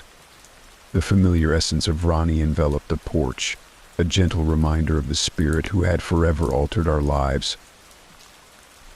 "Thank you," I whispered, feeling her presence surround us. "Thank you for your strength, for guiding us through." The shimmering light brightened, a warm embrace that filled the space with a sense of peace. Katie, sensing it too, reached for my hand, and together we held on to the moment, allowing the love of the past to wash over us. As the sun dipped completely beyond the horizon, I turned to our daughter. "Remember, my love, that stories have the power to heal. They remind us of where we've come from and who we are."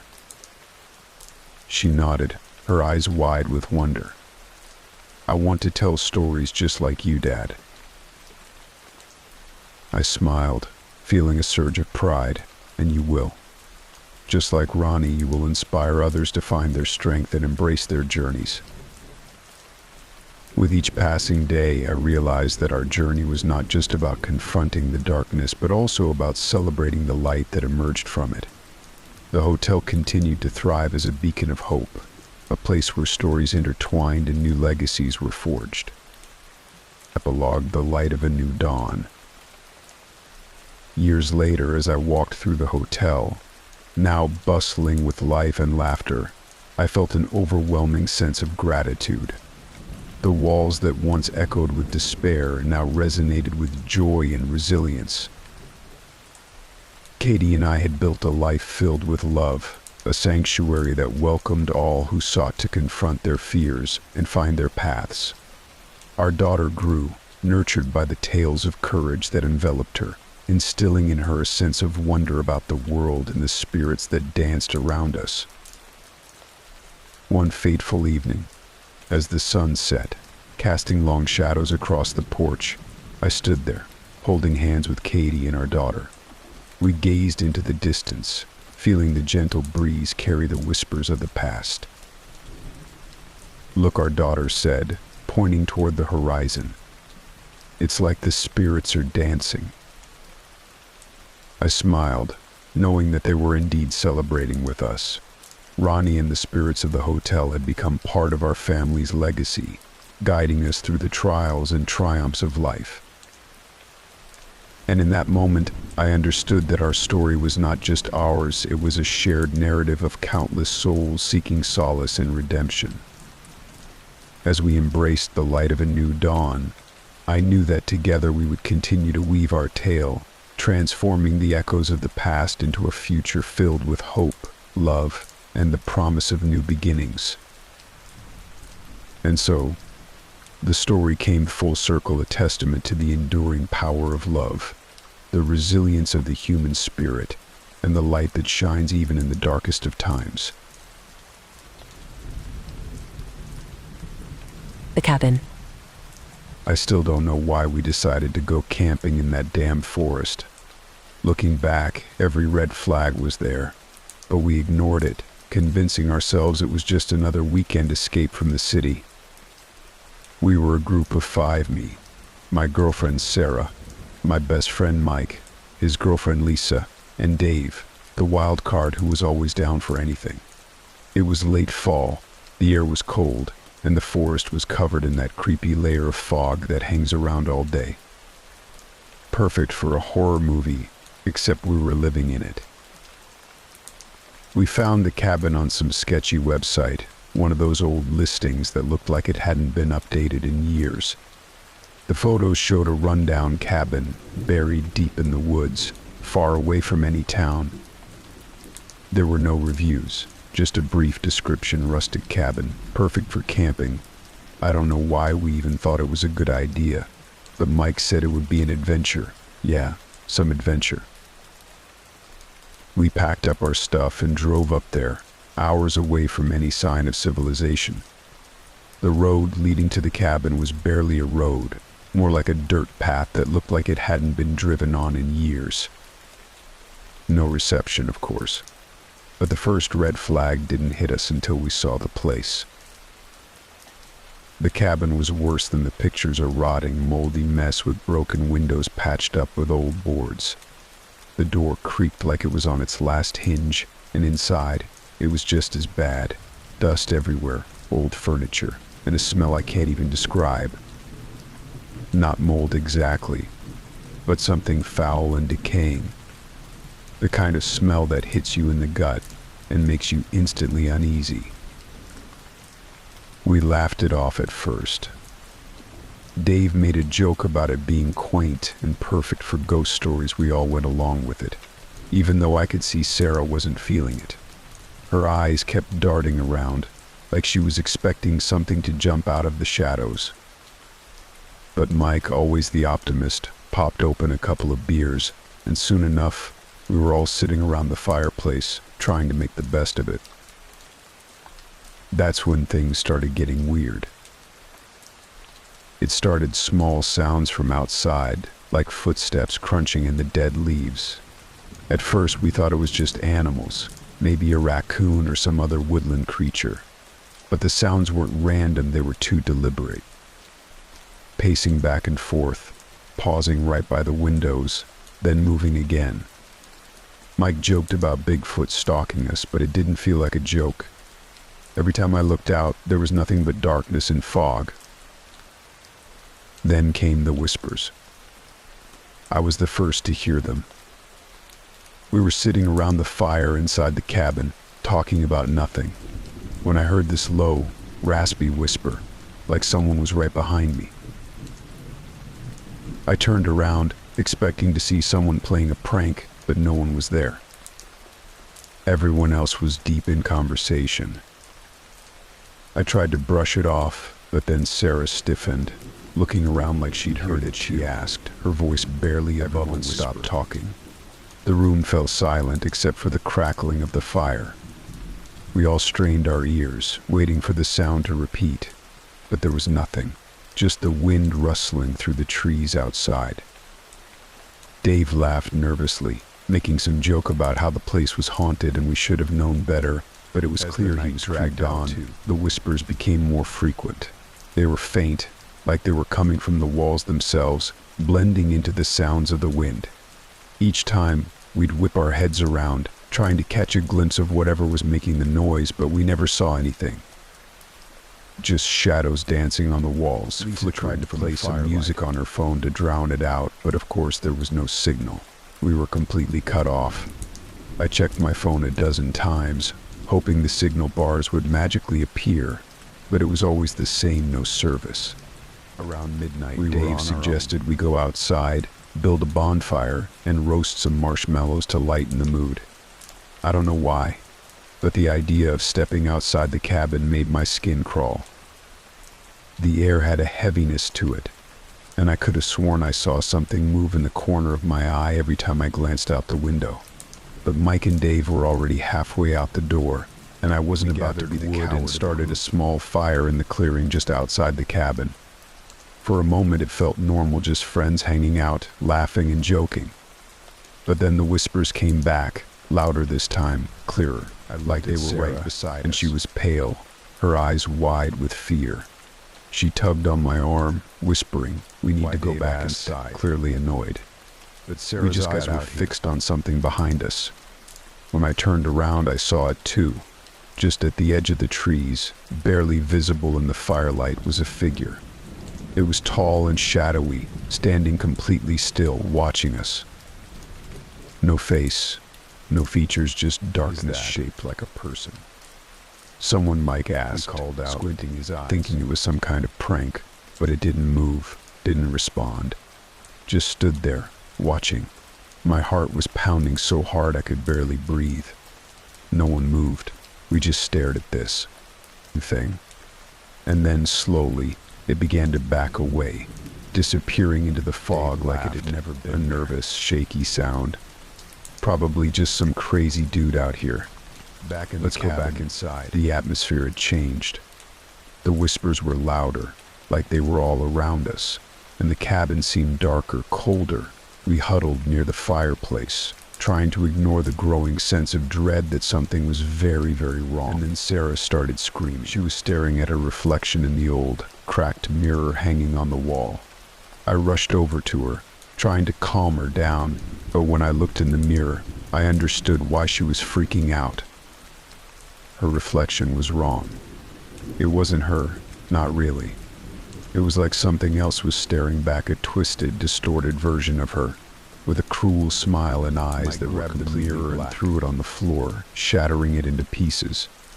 Sarah was shaking, muttering something about how they're here and they're not leaving. None of us knew what she was talking about, but she kept pointing to the corners of the room, where the shadows seemed to be moving, creeping closer. We weren't alone in that cabin. Whatever was out there had followed us inside.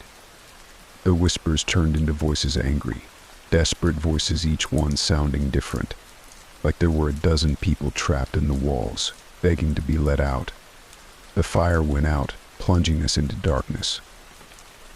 And that's when we saw them, shadows, crawling along the walls, moving like they were alive, like they were trying to open the door, but it wouldn't budge, like something was holding it shut.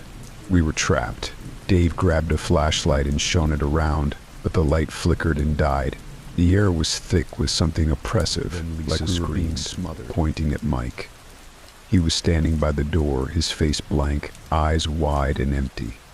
He was muttering something under his breath, words that didn't make sense, like he was speaking in another language. His voice wasn't his own, deeper, more guttural. I tried to snap him out of it, but he just stared at me, his face twisting into a sneer that said in a voice that didn't belong to him. I pulled him away from the door, but he fought back, his strength unnatural, like he was possessed. Sarah was crying, and Lisa was praying under her breath. We didn't know what to do. We couldn't leave, and whatever was in the cabin with us wasn't going to let us go. From outside, like something was slamming against the walls, trying to break in. The whole cabin shook with each hit. Mike was still mumbling, his eyes rolling back in his head. Dave was shouting, trying to break the door down, but it was like the cabin itself was alive, and the voices all stopped. The pounding ceased. The only sound was the creak of the floorboards and our ragged breathing. For a moment I thought it was over, but then, one by one, the shadows on the walls began to take shape, faces, twisted and angry, staring at us with hollow eyes. They moved closer, closing in, and I felt something cold and heavy settle over me, like ice water hissed, a chorus of anger and desperation. This is not for the door, adrenaline kicking in. Mike snapped out of whatever trance he was in and joined us, pushing with all his strength, and we stumbled outside into the cold, damp air. The fog enveloped us like a shroud, disorienting and thick. I felt the panic rising, the primal urge to run. We sprinted into the woods, hearts racing, not looking back at the cabin that had turned from a getaway into as we barreled through the underbrush, our breaths coming in gasps. I could hear Sarah crying behind me, and Mike kept shouting for us to keep moving. Dave, ever the brave one, led the charge, but I could see the fear etched on his face. Whatever was in that cabin wasn't just a trick of the mind, it felt real, and we couldn't anymore, collapsing onto the cold, damp ground, panting and gasping for breath. I tried to calm my racing heart, but the woods around us felt alive, watching. Shadows danced at the edges of the trees, and I knew we couldn't stay still for something, I said, trying to keep my voice steady. Are you crazy? We can't stay out here. We just ran away from that thing, Lisa yelled, her voice shaking. I glanced back toward the direction of the cabin. The forest felt heavier now, pressing down on us. We can't just stay here. Mike nodded. We need to keep moving. Finally snapping out of his daze. Let's head this way, he pointed toward a faint light in the distance, glimmering through the trees. There might be a road in the dark, the fog wrapping around us like tendrils. The air was colder now, biting at our skin. I felt something brush against my shoulder and spun around, heart racing. Just a branch, but the sensation of being closer to the light, the atmosphere shifted. The whispers returned, this time clearer and more insistent, wrapping around us like a chilling breeze.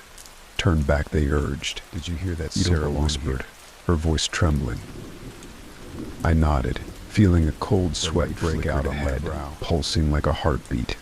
We pressed on, desperate to escape the oppressive darkness. Finally, we broke through the trees and found ourselves at the edge of a small clearing. In the center stood an old wooden sign, barely visible in the fog, with the words "Welcome to Dark Hollow" carved into it. Dave asked, his voice barely above respond. The light flickered again, revealing a small, run-down shack. It looked abandoned, but at least it wasn't the cabin. We moved cautiously toward it, hoping it might provide some sort of shelter. The door creaked open at our touch, revealing a dark interior filled with dust. The air was stale, and the wooden floor creaked beneath our feet. A few old chairs were scattered around, and an ancient fireplace sat cold and empty. There were no signs of life, but we felt a strange energy in the air, a heaviness that made it hard to breathe. Lisa asked, peering out into the fog. The cabin, I replied, though I wasn't sure. I didn't want to be out in the woods anymore, not with whatever we had to stay in the shack for now. As we settled down, I took stock of our situation. We were lost, cut off from the world, with no phone signal and no way to call for help. The only thing we had was each other, and a mounting sense of dread that seemed to creep in closer with every passing. I tried to push aside the fear clawing at my chest. Let's take turns keeping watch. We can't let anything catch us off guard, I suggested, trying to sound more confident than I felt, and we formed a rough rotation. I took the first watch, sitting by the window and straining my eyes against the darkness. The wind howled outside, rattling the shack and sending chills down my spine. I felt a constant urge to look back toward the woods, as if something was out there, waiting. Time passed slowly. I could hear the soft breathing of my friends behind me, the occasional rustle of clothing as they shifted in their sleep. The silence was unnerving, broken only by the creaking of the old shack and the whispers that seemed to grow louder, echoing in my mind. Back, they insisted, before it's too late. I shook my head, trying to clear my thoughts. I wasn't going to let my mind betray me. I focused on the light in the distance, hoping it would guide us to safety. But as the hours dragged on, the whispers morphed into something more sinister, becoming a cacophony of voices that pressed against a loud crash from outside. I jumped to my feet, heart pounding. The others stirred awake, their eyes wide with fear. What was that? Sarah asked, her voice shaking. I don't know, I replied, feeling the weight of dread settle over us. We listened intently. Stay quiet. But there was only silence now, a thick, suffocating silence. The whispers faded, leaving an eerie calm in their wake. Then the door creaked, slowly swinging open as if someone or something was testing its hinges. Intensified. Close the door, I hissed, rushing to slam it shut. But as I pulled it closed, I felt a force pushing against it from the outside, like something was trying to get in, struggling with the door. Mike and Dave rushed over, and together we managed to force it shut. We barricaded it with a chair, our hearts racing. What the hell was that? Dave panted, looking terrified. The others nodded, fear etched on their faces, but I could see they instructed us to gather around a small table in the center of the cabin. She pulled out a dusty old book and began to chant in a language I didn't understand. The air crackled with energy, and I could feel the shadows swirling outside. Old hands, rest, the woman said, and we formed a circle, gripping each other tightly. Focus on your strength, your will to survive. You must face the dark chant. I closed my eyes and concentrated. I pictured the shadows, the whispers, everything that had tormented us. I felt fear creeping in, but I pushed it away, replacing it with determination. We were going to end this, the woman's voice no matter louder, and I could feel the energy building around us. The shadows outside pressed against the walls of the cabin, shrieking in rage. You cannot stop us, they cried, but we stood firm to the forest, channeling our fear into strength. The light in the cabin grew brighter, illuminating the darkness, and I could feel the whispers transforming into a deafening shouted, and we opened our eyes, focusing on the shadows against us. But we stood together, united in our resolve. We will not be your prey, I yelled, and with every ounce of strength we pushed against the cabin exploded, a blinding light erupting from the center of our circle. The shadows screeched, their forms twisting and contorting, and for the first time I could see their faces twisted in agony. Pleading for me commanded, her voice cutting through the chaos. With a surge of power, I reached out toward the shadows, the light engulfing them. I could feel the pain and suffering of the spirits trapped within, their despair echoing in my mind.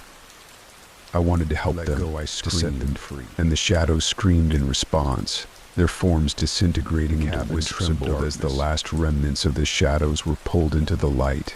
And with one final burst of energy, the air crackled and they fell panting. The oppressive weight lifted. The cabin felt warm and inviting now. The darkness vanished, a look of relief washing over her face. You did it. You faced the darkness and set the spirits free. Now, Sarah asked, her voice trembling. You must leave this place and never return, she replied. The forest will let you go, but it will remember. He nodded, always understanding the gravity of her words. Thank you, I said, feeling a surge of gratitude, and the sunlight flooded in, illuminating the clearing outside. The shadows were gone, replaced by the soft glow of dawn. Go now, she urged. Find your way, taking a deep breath of the fresh morning air. The forest felt different now, lighter, as if a great weight had been whispered. Tears of relief streamed down her face. I said, and we set off down the path, hearts filled with hope and determination. The forest around us transformed. The trees seemed to part, revealing a clear way back to civilization. I could see the road up ahead, the sun shining brightly in the sky. Dave shouted, raising his arms and stepped onto the road. I felt the warmth of the sun on my face, a welcome embrace after the horrors. I knew the forest would always be there, lurking in the shadows, waiting for its next victims. I glanced back one last time, the trees swaying in the breeze. The whispers faded into the distance, but the memories would linger forever. A haunting reminder of the darkness that had almost claimed us. The cabin in the woods' darkness beckons. The road stretched out before us, a narrow ribbon of asphalt cutting through the dense forest. As we drove away, relief washed over me, but I could still feel the residual tension in the air, a reminder of the horrors we'd just faced. The sun was rising higher, casting a warm glow, but that light did little to erase the memories. Just escaped, Lisa murmured from the back seat, her voice tinged with disbelief, trying to inject confidence into my words. But I can't shake this feeling, like something said, her tone firm. We're safe now. As I glanced in the rearview mirror, I thought I saw a flicker of shadow darting between the trees, something dark and intangible. I shook my head. After dismissing the driving, we reached the main road, and I breathed a sigh of relief. Civilization was just ahead: gas stations, diners, and people. But as we pulled into a gas station, I noticed something strange. The place was deserted. The bright neon signs buzzed overhead, but there were no cars, no people, just an eerie silence that sent chills down my spine. Does this place look off to you? Mike asked, glancing around. I agreed. Let's fill up quickly. As I stepped out of the car, the cold air hit me like a slap. I fumbled for my wallet, trying to ignore the sense of unease creeping back in. The gas pump stood like a lone sentinel, and I felt a shiver of dread. Gas. I glanced around. The trees at the edge of the parking lot seemed to sway, even without wind. Shadows flickered, and for a moment I could have sworn I saw faces in the darkness. Hey, you guys okay? I called over my shoulder. As I turned back, I saw that Mike and Lisa were gone. Panic rose within me, and I dropped the nozzle. Where are you? I shouted. Sarah's voice rang out from behind. I sprinted around the corner, heart pounding. There, crouched behind a dumpster, were Mike and Lisa, their faces pale. I gasped, crouching down beside them. Something's not right, Mike whispered, his voice trembling. I swear I saw something respond. I heard a low growl, echoing from the depths of the woods. It was deep, primal, and filled with malice. My blood ran to the car. I yelled, adrenaline surging back. I felt something watching us. The hairs on the back of my neck stood on end, and a dread that I couldn't shake in the car. And I slammed the door shut. My hands shook as I turned the key in the ignition. Come on, but the engine twisting the key again. It roared to life, and I slammed my foot on the gas. As tearing out of the way, the shadows seemed to stretch behind us, long fingers reaching out as if trying to pull us back. I glanced in the rearview mirror, and for a split second, I thought I saw a figure standing among the trees, a dark silhouette, watching us leave. Did you see that? I gasped, heart racing. What Sarah asked, her voice laced with panic. It was there. They exchanged uneasy glances, and I could see the fear creeping back into our imagination, Lisa said, trying to sound reassuring. But I could hear the quiver and turned, but I felt an inexplicable urge to keep driving. The feeling of being pursued gnawed at me. I needed to get to a place where I could breathe freely again, far away from whatever darkness had felt like an eternity. We finally reached the small town of Brooksville. The streets were filled with life, families walking, cars honking, the sounds of laughter filling the air. It felt normal, but my heart diner, the neon sign flickering with a welcoming glow. As we stepped inside, the smell of coffee and breakfast filled my senses. It felt comforting, but a part of me remained to gather ourselves, I suggested.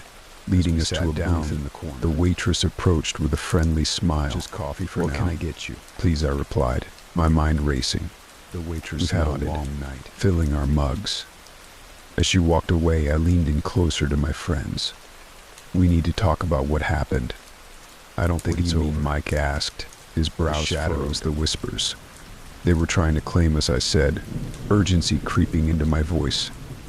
I can feel it. Whatever we faced in that forest, it said, glancing nervously around the diner. We need to forget about it. How can we? We'd barely escaped quietly. The diner's atmosphere shifted. I noticed the other patrons had grown quiet, glancing over at us with furtive looks. The waitress returned with our food, but her smile faltered as she set the plates down. She asked. Concern etched on her face. I replied, forcing a smile. But the unease in the room was palpable. The door swung open, and a man walked in, dressed in a dark coat. He scanned the room, his gaze locking onto ours. My stomach dropped as he approached our table. Asked, his voice smooth yet unsure, I said hesitantly, motioning for him into the booth across from us, his eyes sharp and penetrating. I heard you all talking about the forest, he said, leaning forward. You were in there last night. How do you know that? Sarah asked, her voice shaking. The woods well, he replied, a dark smile playing on his lips. It has a way of calling to people.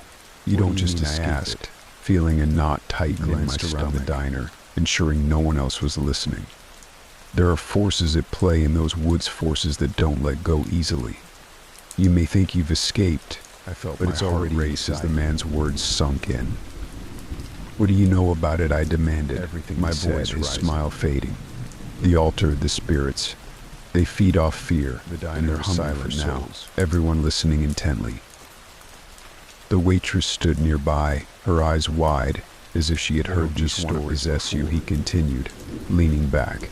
They want you to join them to become part of their world. And once you've been marked, you can never truly escape. Lisa asked, her voice barely above a whisper. You have to go back. Only by confronting what you've unleashed can you hope to be free. Mike interjected. We're not going back there, but it won't stop. The darkness will always find you, the man warned, his tone grave. You must make a choice, confront the demons. His words hung heavy in the air, and I could feel the weight of his gaze on me.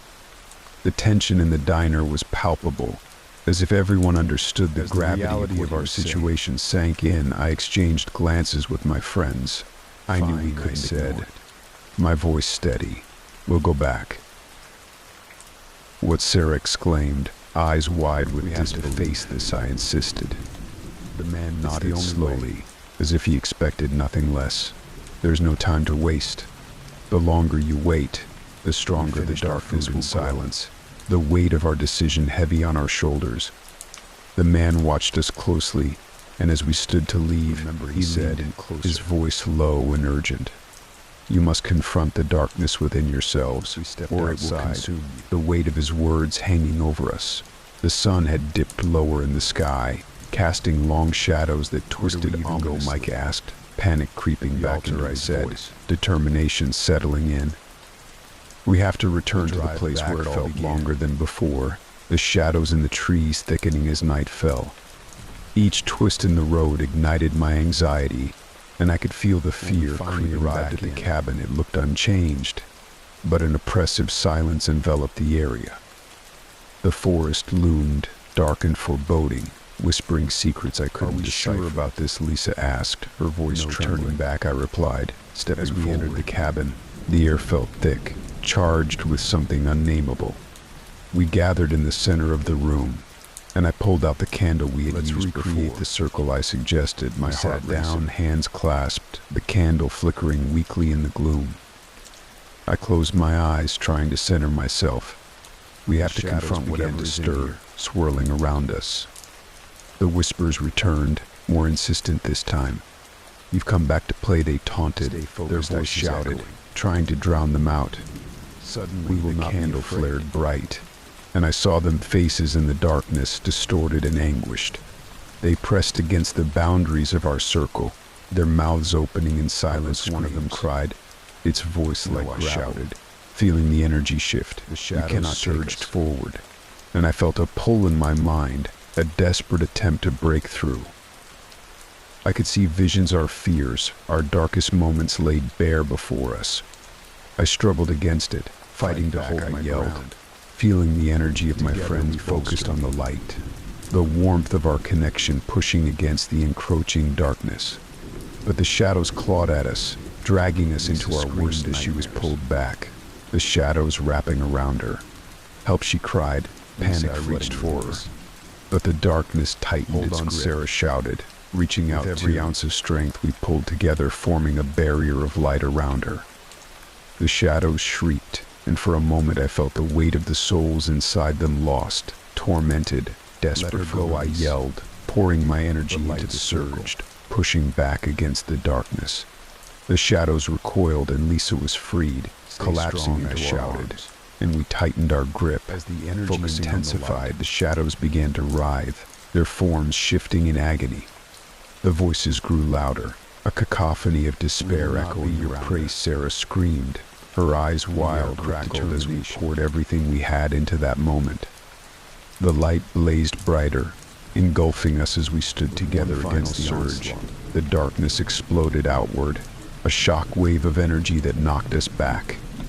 The cabin trembled, and for a brief moment, as I opened my eyes, the cabin was illuminated in a soft glow. The shadows had retreated, and the whispers faded into a soft sigh.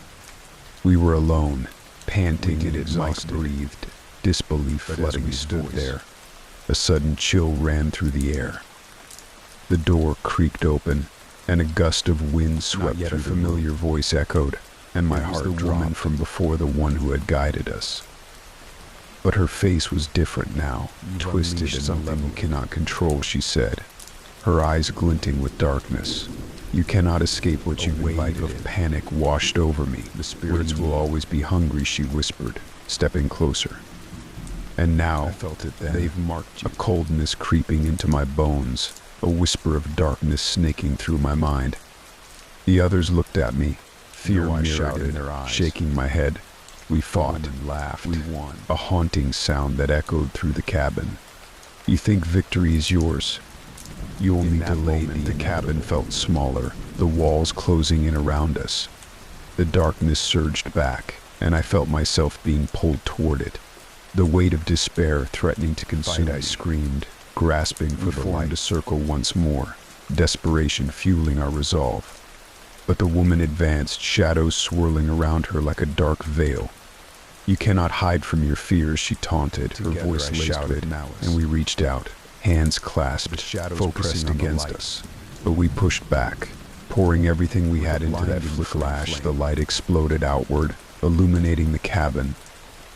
The shadows shrieked, and for a moment I could see their faces, lost souls trapped in a never-ending cycle of torment. I cried, feeling the energy that enveloped us, and with a final roar, the darkness was pulled into the glow. A whirlwind of despair dissolving faded. The cabin was empty, the shadows gone. We were left panting, disoriented. Lisa whispered, tears streaming down her face. Stepped outside, I couldn't shake the feeling that we hadn't truly escaped. The forest loomed around us, dark and imposing, and I felt a chill creep into my heart. Trying to convince myself we drove away, I glanced back one last time, the cabin fading into the distance.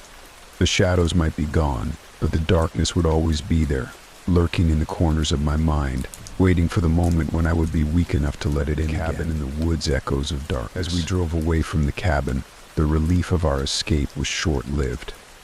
The shadows that had surrounded us felt like a memory imprinted in my mind, a haunting reminder that we had only just begun to scratch the surface of something far more safe, Mike asked, breaking the heavy silence, but my voice lacked conviction. The forest loomed behind us, its darkness stretching like a curtain, hiding secrets we couldn't begin to comprehend. We confronted the darkness. That has to count for something. Her voice shaky. We just barely got away. That woman, she looked different. Yeah, like she was those changing. Faces, Sarah added, her eyes wide with fear. What if they're still out there? What if they come for us again? Half expecting to see shadows following us, but the road was empty. We need to get to a place where we can think straight, I said, trying to steady my nerves. Let's head to my place. As we drove, we can figure this out. The sun dipped below the horizon, casting the world in an eerie twilight. The road stretched ahead, but each passing moment felt heavier. Like the air was thickening within my house, we stumbled out of the car, feeling the weight of what we'd endured. The familiar surroundings offered a sense of comfort, but the shadows still loomed in my mind. I let everyone inside, locking the door behind us as if that would keep the darkness at bay. I offered, my voice sounding strained. I could use a cup, Mike replied, rubbing his temples. First, we need to talk about what happened, I said, pouring coffee into mugs. That woman. She said we unleashed something. Maybe we just can't forget it, Lisa suggested. We survived, right? Moving on doesn't mean we're safe, I countered. We have to understand what we're dealing with. The darkness could come back. Ready for what Sarah asked, her voice laced with skepticism. We barely made it out, altar, I said, recalling her words. What if that's where it all started? If we go back, maybe we can find a way to end this for good. Are you serious? You want to go back to that place? After everything we just went through, we'll always be looking over our shoulders, I insisted. After a long pause, like that. Mike nodded slowly. All right, but we go unprepared this time. We discussed our plan over coffee, anxiety creeping back in as we recounted our experiences. Each detail felt like a thread pulling us back to the darkness, but we pushed through the discomfort. I suggested we get some rest before heading back to the forest. We decided to stay in shifts. Two would keep watch while the others slept. I volunteered to take the first watch, my mind racing with thoughts of what lay ahead. I tried to shake off the fatigue creeping into my bones. The house was quiet, but the stillness felt unsettling. The shadows danced along the walls, and I couldn't help but feel a sense of foreboding. Felt like hours, I glanced at the clock, 2:30 a.m. Just as I began to drift off, a soft knock echoed from the door. My heart leapt into my throat. There, I called out, voice shaky. Silence. I stood up, my instincts on high alert. Peering through the peephole, I saw nothing but darkness outside. Just the wind, I told myself, trying to calm my racing heart. I heard it again, a soft knock, persistent and shaking Sarah awake. Did you hear that? She murmured, rubbing her eyes. There's someone at the door. She froze, fear flickering across her face. Stay here, I said, grabbing a baseball bat from the corner. As I approached the door, dread coiled in my stomach. I glanced back at Sarah, who was wide-eyed, and then slowly opened the door. I stepped outside, peering into the darkness, but no answer came. I called out. Just the sound of rustling leaves, and the faintest whisper on the wind, something I couldn't. I whispered to myself, stepping back inside. But as I closed the door, I noticed something strange. A faint shadow flitted past the window. My breath hitched, and I gripped it. I asked Sarah, who nodded slowly, eyes wide. Yeah. Let's wake the others, I said. Urgency lacing roused Mike and Lisa. I felt a chill settle over the room. There's something out there, I said, my voice barely above a whisper. We need to be ready, Mike asked, rubbing his eyes. I saw a shadow. It was unnatural, I replied. We have to stay alert. Escalated as we all took positions, watching the windows and doors. Time felt suspended, and the shadows in the corners of the room seemed to breathe, shifting and coiling. Hours passed in agonizing silence, each creak of the house making our hearts race. Finally, the first light of dawn broke through the darkness, washing over us in a golden hue. I felt a wave of relief wash over me. "Let's get ready," I said, eager to put the night behind us. We gathered back to the cabin, armed with flashlights, the bat, and a sense of determination. As we drove back toward the forest, the sunlight filtered through the trees, casting long shadows that seemed to stretch and sway. "We're doing this," Lisa said. Her voice trembled. "Know what we're up against," I replied, gripping the steering wheel. The edge of the forest. I felt a knot in my stomach. The shadows loomed, and I glanced at my friends, their faces reflecting a mix of fear and resolve. "We're in this together," I reminded. We stepped into the forest, the air heavy with anticipation. The path felt familiar yet different, as if the woods themselves were watching us. Each step forward echoed with the weight of our shared experience, and I couldn't shake the feeling that while we reached the clearing. The cabin stood before us, its presence a haunting reminder of our previous encounter. The air felt charged, thick with the remnants of what had transpired. I said, taking a deep breath. As we moved inside the cabin, the atmosphere felt oppressive. Shadows lingered in the corners, and the air was thick with an unsettling energy. We quickly made our way to the back room, where we'd first encountered to a low stone altar hidden beneath a tattered blanket. It looked ancient, worn by time and darkened by whatever had taken. I could feel a pull, an almost magnetic force emanating from it. "What do we do?" Sarah asked. Her voice a whisper. I said, recalling the woman's words. "We can't let this bag for supplies. I brought salt and sage. We can use them to create a protective barrier surrounding the altar with salt and lighting the sage." As the smoke filled the room, I felt the air shift, a pressure building as shadows began to swirl around close. I shouted, panic rising. The shadows twisted, and I could hear the whispers again, echoing in my mind. "You think you can rid us?" they taunted. "No, you've invited us here." Stepping forward, "We won't let you take us." Surged. I felt a force pushing against me, a wave of darkness that threatened to engulf us. But I focused on the light, the warmth of my friends, the bond. Together we shouted, "We can do this." We formed a circle around the altar, our hands clasped tightly. I poured every ounce of energy I had into the chant, the words tumbling from my lips in a rush. "We reject you. We reclaim our light." Howled, swirling around us, their forms contorting and twisting in rage. The altar pulsed with energy, and I could feel the darkness trying to pull us apart. Mike shouted, straining against the one final push. I felt the light surge from our hands, breaking through the darkness. The shadows shrieked, a cacophony of voices rising in desperation. I cried, feeling the energy explode. Shadows recoiled, and for a moment, everything was illuminated in a blinding light. The cabin stood quiet. The shadows were gone, but I could still feel a lingering presence, a weight in the air that wouldn't quite lift. Lisa whispered, tears in her eyes. As we turned to leave, I noticed something on the altar, a small, weathered box.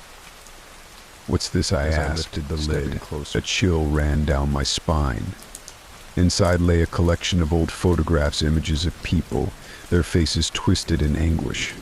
Each one seemed to stare back at me, eyes filled with a haunting sorrow. Sarah asked, peering over my shoulder. "I don't know," I said, my heart racing. As we left the cabin, get out of here. I couldn't shake the feeling that we had merely scratched the surface. The forest felt alive, and I sensed the shadows lingering just out of sight, waiting for the moment to strike again. I clutched the box, unease settling in my gut. "We need to figure out what these are," I said, glancing at my friends. As we drove away, more to this. I felt a chill run through me. The shadows may have retreated, but they weren't gone. They had merely retreated into the depths of the forest, waiting for the right moment to return. Endless. But I knew this wasn't over. Whatever we had uncovered was just the beginning, and I couldn't shake the feeling that we were still away from the cabin. I glanced at the box resting in my lap. The photographs were just the tip of the iceberg, and I knew I would have to uncover the truth battleground. But the war against the shadows had just begun. The darkness would return, and next time we would be ready. Final chapter, the last confrontation. The drive back felt like a surreal dream, the road blurring beneath us as my mind raced with thoughts of the photographs. Each face seemed to whisper a warning, a cry for help from beyond the grave. The shadows of the forest faded into the distance, but the unease clung to us. Gathered in my living room, the box of photographs laid out before us. "We need to figure out who these people are," I said, sifting through the images. Each face carried an air of despair, as if their souls were trapped in a perpetual of the demon Lisa suggested, her voice barely above a whisper. "If we can find out what happened to them, we might discover how to stop." Pulling out his laptop. "Let's search for any local legends or unsolved cases connected to research." The atmosphere grew tense. Each discovery deepened our resolve, but it also revealed the horrifying history of the woods. Tales of disappearances, dark rituals, and cults that once thrived in the area emerged like ghosts. And just as fatigue threatened to overwhelm us, Sarah exclaimed, "I think I found screen," as she pulled up an old newspaper article. It detailed a series of mysterious deaths connected to a group that had practiced dark rituals in the woods in an attempt to summon a demon they believed was called Malachor. Sarah read, her voice trembling. "It feeds on fear and anguish, binding the souls of its victims to do its whispered," realizing the implications. That's what we saw the tormented faces. It said that Malachor can only be defeated by a powerful binding spell, performed at the altar where it was summoned. Sarah continued, "We have to go back to my stomach." "But we barely survived," I insisted. "We can't let this thing continue to hurt anyone else. We owe it to the souls trapped by and renewed determination." We packed our supplies once more, salt, sage, and the photographs of the victims. As we made our way back to the forest, the sun dipped low, casting long shadows that twisted and writhed, almost as if the air felt thick with an otherworldly presence. The whispers were back, louder this time, clawing at the edges of my mind. I steeled myself, pushing the fear aside. Once inside, we approached the altar, the stones cold beneath our fingertips. I arranged the photographs around it, forming a circle. "We'll use the energy of these souls," I said. Their pain began to chant the binding spell. The air crackled with energy. Shadows began to swirl, rising from the corners of the cabin. "Malachor," I shouted, feeling the weight of the darkness pressing against us. The shadows writhed and coiled, forming a towering figure, its eyes glowing with a malevolent me. Malachor sneered, its voice echoing like thunder. "You are nothing but fragile vessels, pushing against the fear threatening to engulf me. We're not afraid." Surged forward, and I could feel its darkness trying to slip into my mind. I clenched my fists, focusing on the photographs. The souls trapped by Malachor formed a circle. Our hands clasped the spell. The shadows shrieked, a cacophony of rage. Malachor lunged at us, but we held our ground, channeling the energy again to grow, radiating from our circle, pushing back against the darkness. "You will not take us," I cried, feeling the power surge out. We unleashed the binding spell. The light exploded, engulfing the cabin in a brilliant flash. The shadows writhed in agony as the light pierced through them, illuminating the truth of the darkness, its form beginning to disintegrate. The photographs glowed with an otherworldly light, the faces of the trapped souls breaking free. Intensified, I saw their expressions shift from anguish to peace. They were being released, their souls finally free from the demon's grasp. Feeling the energy peak, with a final surge, the light enveloped Malachor, its form collapsing in on itself as the shadows dissipated. The air crackled with energy, and in a blinding flash it faded. We stood in the cabin, breathless and shaken. The altar was empty, the photographs gone, and the oppressive weight of the darkness lifted. "Is it over?" Lisa whispered, tears streaming down her face. I replied, feeling a profound sense of relief wash over. To breathe easier. A soft whisper echoed in the silence, a reminder that darkness is never true. The voice warned, a familiar chill running down my spine, the weight of those words settling heavily. Though we had banished Malachor, the darkness was still out there, waiting for another opportunity. The forest felt different, calm yet watchful, like a predator lying in wait. I turned back to the cabin one last time, knowing we had triumphed, but also aware that the battle between light and darkness was far from over. I said, determination filling my voice. I felt a spark of hope amidst the lingering shadows. Together we had faced the darkness, and together we would stand against whatever said behind the trees. I couldn't shake the feeling that our story was just beginning. The final hour. After our last encounter with Malachor, life returned to a semblance of normalcy. But the darkness lingered like a stain we couldn't wash away. The air felt heavier, shadows seemed longer, and each of us carried the weight of that cabin like a scar. We told ourselves it was over, but deep down, we knew the truth. The demon wasn't later. The first sign came. It was a cold, overcast morning when Lisa called me, her voice frantic. "It's back," she whispered, her words choked with fear. "It's back," I asked, feeling my stomach drop. "I heard them last night. In my house." The whisper. She paused, trying to hold back her panic. I didn't want to believe her, but I'd been hearing things too. The faint, familiar whispers that haunted my dreams had started creeping into my waking moments. It wasn't just paranoia. Malachor was still reaching. 4 of us gathered at my place, staring at the old box of photographs we had taken from the cabin. They were different now. The faces seemed more lifelike, eyes following us with a chilling intensity. The whispers grew louder as if they were trapped within the images. "What are we doing?" Crying asked, his hands trembling. "We bound it, didn't we?" "We did everything," Sarah said quietly, her eyes fixed on one of the photographs. "We just trapped it." The idea and now going back to the cabin felt like madness, but the signs were clear. We hadn't finished the job. As much as we tried to ignore it, Malachor was calling the cabin just as night fell, the air thick with tension. The place looked the same, cold, dark, and foreboding, but this time something was different. The air felt charged with malevolence, an unwelcoming force that pushed against us. Inside, the whispers erupted into a chorus of voices, frantic and disjointed, each competing for dominance. The walls seemed to pulse with a dark energy, shadows twisting unnaturally, stretching toward us like to the altar. What we saw made my blood run cold. The photographs we'd placed there had returned, laid out in the same cursed pattern, but now the faces were distorted, mouths open in silent screams, eyes blackened as if burned by fire. Stepping back, they're trapped, and the cabin seemed to come alive.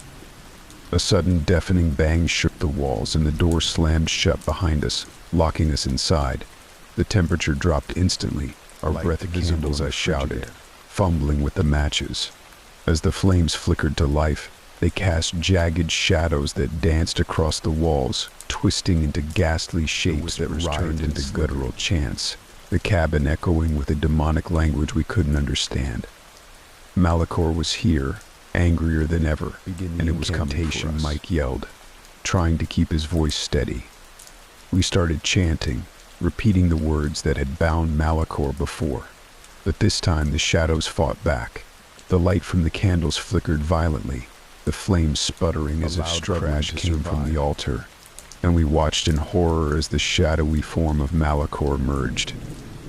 Its shape was more defined now, a towering figure with burning eyes and an aura of pure malevolence that filled the room. It hissed, the voices of the trapped souls intertwined with its own.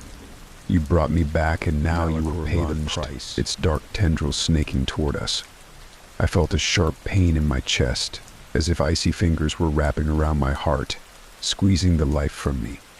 Lisa screamed as she was thrown across the room, slamming into the wall with a sickening thud, the incantation spilling from my lips in a desperate plea. Before I could finish, the demon's face was inches from mine, its eyes burning with hatred. "You are nothing but vessels," it spat, and I felt my strength begin to drain away. Sarah did something none of us expected. She grabbed the box of photographs and hurled them into the fire. The flames roared, turning a vivid blue as the photographs ignited, the faces within them contorting in agony before dissolving into ash. Malachor reeled back, shrieking in pain as the flames consumed the last remnants of its power. The shadows writhed violently, tearing at the walls and ceiling as if trying to escape. The cabin itself groaned, the wood splintering and cracking under the force of the demon. Mike yelled, his voice barely audible over the chaos. We joined in, our voices merging with the roar of the fire, the incantation growing louder and more desperate. In a blinding flash of light, and Malachor's form was ripped apart, dissolving into nothingness. The cabin shuddered violently, and with one final, ear-splitting scream, the darkness imploded, leaving us gasping out of the cabin, dazed and exhausted.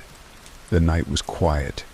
The oppressive feeling lifted, and for the first time in weeks I felt the stranger said weakly, clutching her arm where she'd hit the wall. I looked back at the cabin, now nothing more than a decrepit shell of what it once was. The shadows were gone, and in their place, a heavy silence lingered, a silence that spoke of finality, not looking back this time. The demon was gone, banished for good, but the experience had marked us. We knew we'd never be the same, but we were free from the darkness that at the edge of the woods. I caught a glimpse of the sun rising in the distance, its light breaking through the trees, warm and reassuring. For real, this time. At least that's what we chose to believe. As we stood outside the cabin, its silhouette etched against the dying night, I couldn't shake the feeling that we'd just scraped the surface of something far more sinister than any of us could comprehend. The sun was beginning to rise, casting a dull gray light over the forest, but it didn't feel warm or inviting. It felt indifferent, as if even the daylight couldn't fully chase away the shadows of what we had endured. We were battered and bruised, our clothes torn and stained with dirt and ash. Lisa had a deep cut above her eye that she hadn't even noticed until the adrenaline began to wear off. Mike was holding his side, wincing with every breath, and Sarah's hands were shaking so badly she could barely hold onto the car keys. None of us spoke for a while. The silence was heavy, punctuated only by the faint rustling of leaves and the playing the final moments in my mind. Sarah's desperate act of throwing the photographs into the fire, the way Malachor had shrieked in agony as its power was consumed by the flames. I had never believed in anything like this before, not really. Ghost stories were just entertainment, urban legends meant to spook kids at sleepovers. But now, standing here with the truth of what we'd faced, I realized how naive. It wasn't just a demon, it was a manifestation of every dark thing we try to ignore in the world. It thrived on fear, pain, and hopelessness, feeding on the negative energy that humans unconsciously offer up. It wasn't some ancient evil locked away in an old cabin. It was a reflection of everything we try to hide from ourselves, and it had used us as pawns in its slow walk back to the car. I couldn't help but think about how easily things could have ended differently. One wrong move, one moment of hesitation, and Malachor would have won. It had almost broken us, using our worst fears against us. Each of us had seen something in that cabin that we'd never speak of again, visions that exposed our deepest insecurities and regrets. The demon's whispers had been personal, intimate, as if it knew us better than what it had shown me, the way it had twisted my memories and used them to break my resolve. Malachor didn't just attack our bodies, it attacked our minds, our very sense of self. I'd seen flashes of my past, painful memories I'd buried long ago, twisted into nightmarish versions of reality. It had tried to convince me that I was powerless, just another victim here now. In the cold light of dawn, I realized that Malachor had taught me something important. It taught me that fear is a weapon, but it's also a mirror. It shows us what we're most afraid of, what we're running from. And in facing Malachor, I'd been forced to confront those fears head-on. The demon's power wasn't just in its supernatural abilities, it was in its understanding of human nature. It knew how to exploit weakness, how to find the cracks in our armor and drive them apart. Confronting Malachor had made me stronger. I'd seen the worst of myself, the darkest corners of my mind, and I'd survived. And in that survival there was power. Not the kind of power that Malachor wielded, fueled by darkness and despair, but a quieter, more resilient kind. The kind that comes from knowing you faced your demons, both literal and figurative. And come out on the car, Sarah finally spoke, breaking the silence that had hung over us like a shroud. "Do you think it's really gone?" she asked, her voice barely above the cabin, now just a shadow among the trees, and shook my head. "I don't know. But it doesn't matter. We beat it once and we'll beat it again if we have to. Bruised, exhausted, but alive." I glanced in the rearview mirror as we drove away, half expecting to see the cabin looming behind us, but it was gone, swallowed by the forest. It felt like a chapter had finally closed, but not without leaving scars. Life slowly returned to normal, or as normal as it could after facing something so profoundly unnatural. The whispers stopped, the nightmares faded, but the experience had changed us. We were bound together by the horror of what we'd been through, a bond forged in fear. Any of us will ever completely move on from what happened in that cabin. We might never talk about it again, but the memories are always there, lurking just beneath the surface. Malachor was gone, at least for now, but its lessons remain. It can paralyze, torment, and destroy. But it can also be a source of strength. Facing Malachor showed me that fear is not the enemy, it's the challenge. And as long as we stand together, there's nothing, not even a demon, that can truly break us. But in doing so, we found a piece of ourselves we didn't know we had. And that, more than anything, is what will keep the darkness. The nightmare was over, and we had lived to tell the tale. As we reach the end of tonight's stories on Hauntales, it's time to let your mind drift away. Listen to the sound of the rain gently falling in the background. Let each drop calm your thoughts and ease you into a peaceful sleep. There's nothing to fear now, just the soothing rhythm of the rain. Focus on your breathing, let your body relax, and allow yourself to drift deeper into rest. Sleep peacefully, and we'll meet again tomorrow night for another story. Good night.